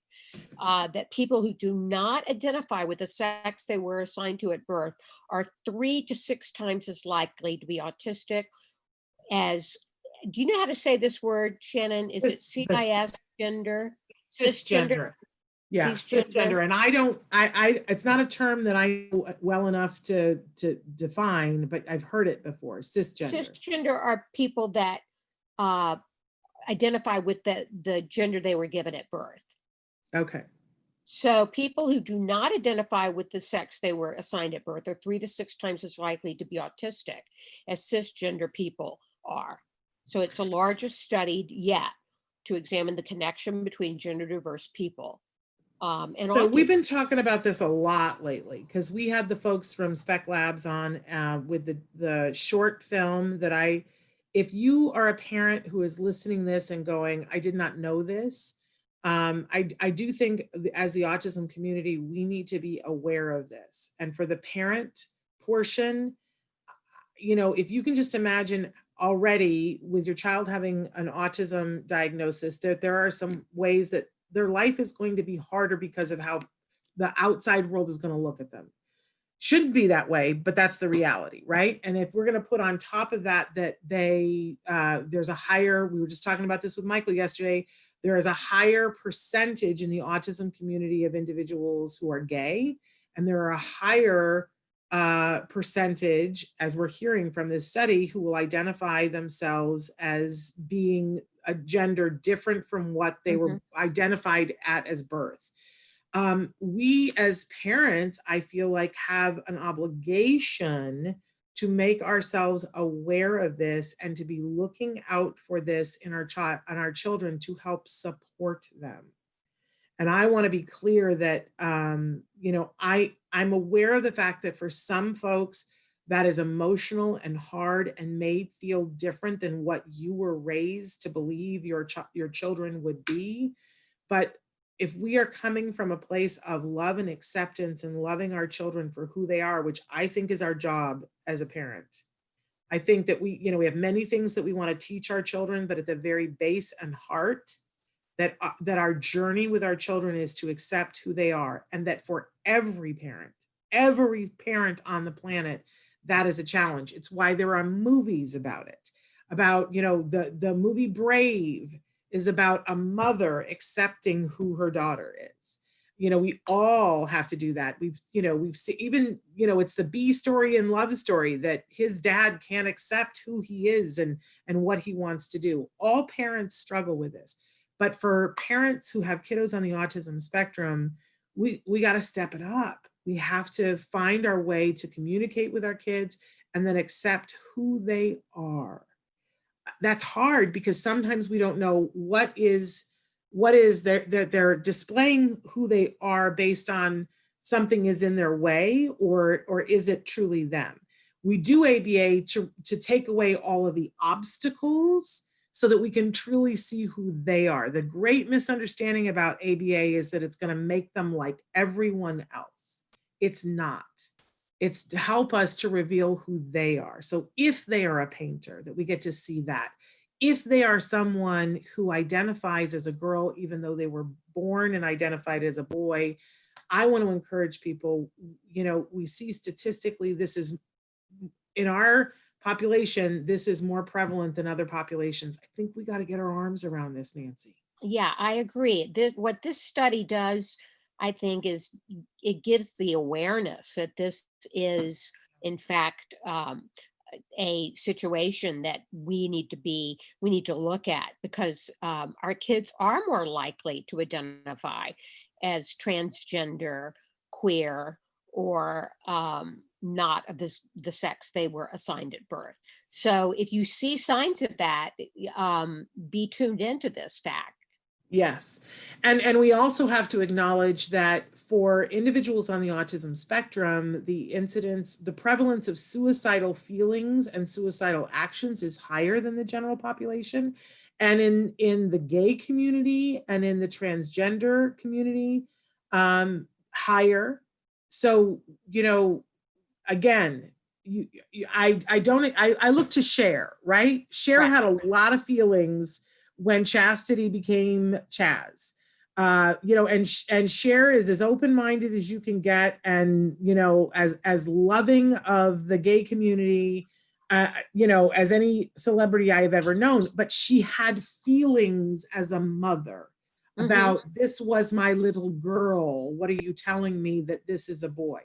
I think everybody is entitled to their feelings. I'm not saying don't have feelings about it, but it's still your child, and your child needs you, and your child is going to go through extra. So own the feelings, deal with the feelings, get help for the feelings, reach out for the feelings.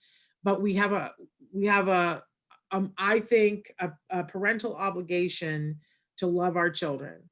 And that means loving who they are, not who we thought they were going to be, who we hoped they were going to be, who we planned for them to be. Right. And I lots of challenges for lots of people, but it's hard. I mean, it's hard for parents. First we have to come to the acceptance of our child having autism, being on the spectrum, and then, in fact, they may have other issues like this one that a parent has to deal with. So not easy stuff, but very important for awareness. But let's meet them where they are. Yes. All right, that's all we have time for. But Nancy, I love you. I love you. And I'm glad that you're here with me. And this was awesome to have this conversation with you. I want to encourage parents. We got a big week next week coming up. Lots of wonderful guests. And at some point next week, I'm not sure which day, it might be next Friday, we've got a young woman who's going to come on who is doing a graduate school project. It's research, and we are going to be asking for our families in Southern California to participate. It's a questionnaire, and I think you're eligible to win a gift card if you participate. So I really am hoping that we can get as many people to participate as possible. I don't know if I'm allowed to give away what the study is looking at, so but it's super important. Super duper important, and we want to get as many people to participate as possible. So that's one of the highlights of next week. But You know, Bonnie Yates is going to be here with us on Monday talking about education. If you guys now, I know a lot of us have IEPs and 504s happening or just happened or coming up. If you've got questions, please write those into me now at s.penrod@autism-live.com, because Bonnie's with us on Monday and she'd love to have some questions. Nancy, thanks for being here. Thank you, We're Shannon. gonna be back on Monday. Until then, give your kiddos a hug from me. And yourselves a hug from me. Bye-bye, everybody. Bye-bye.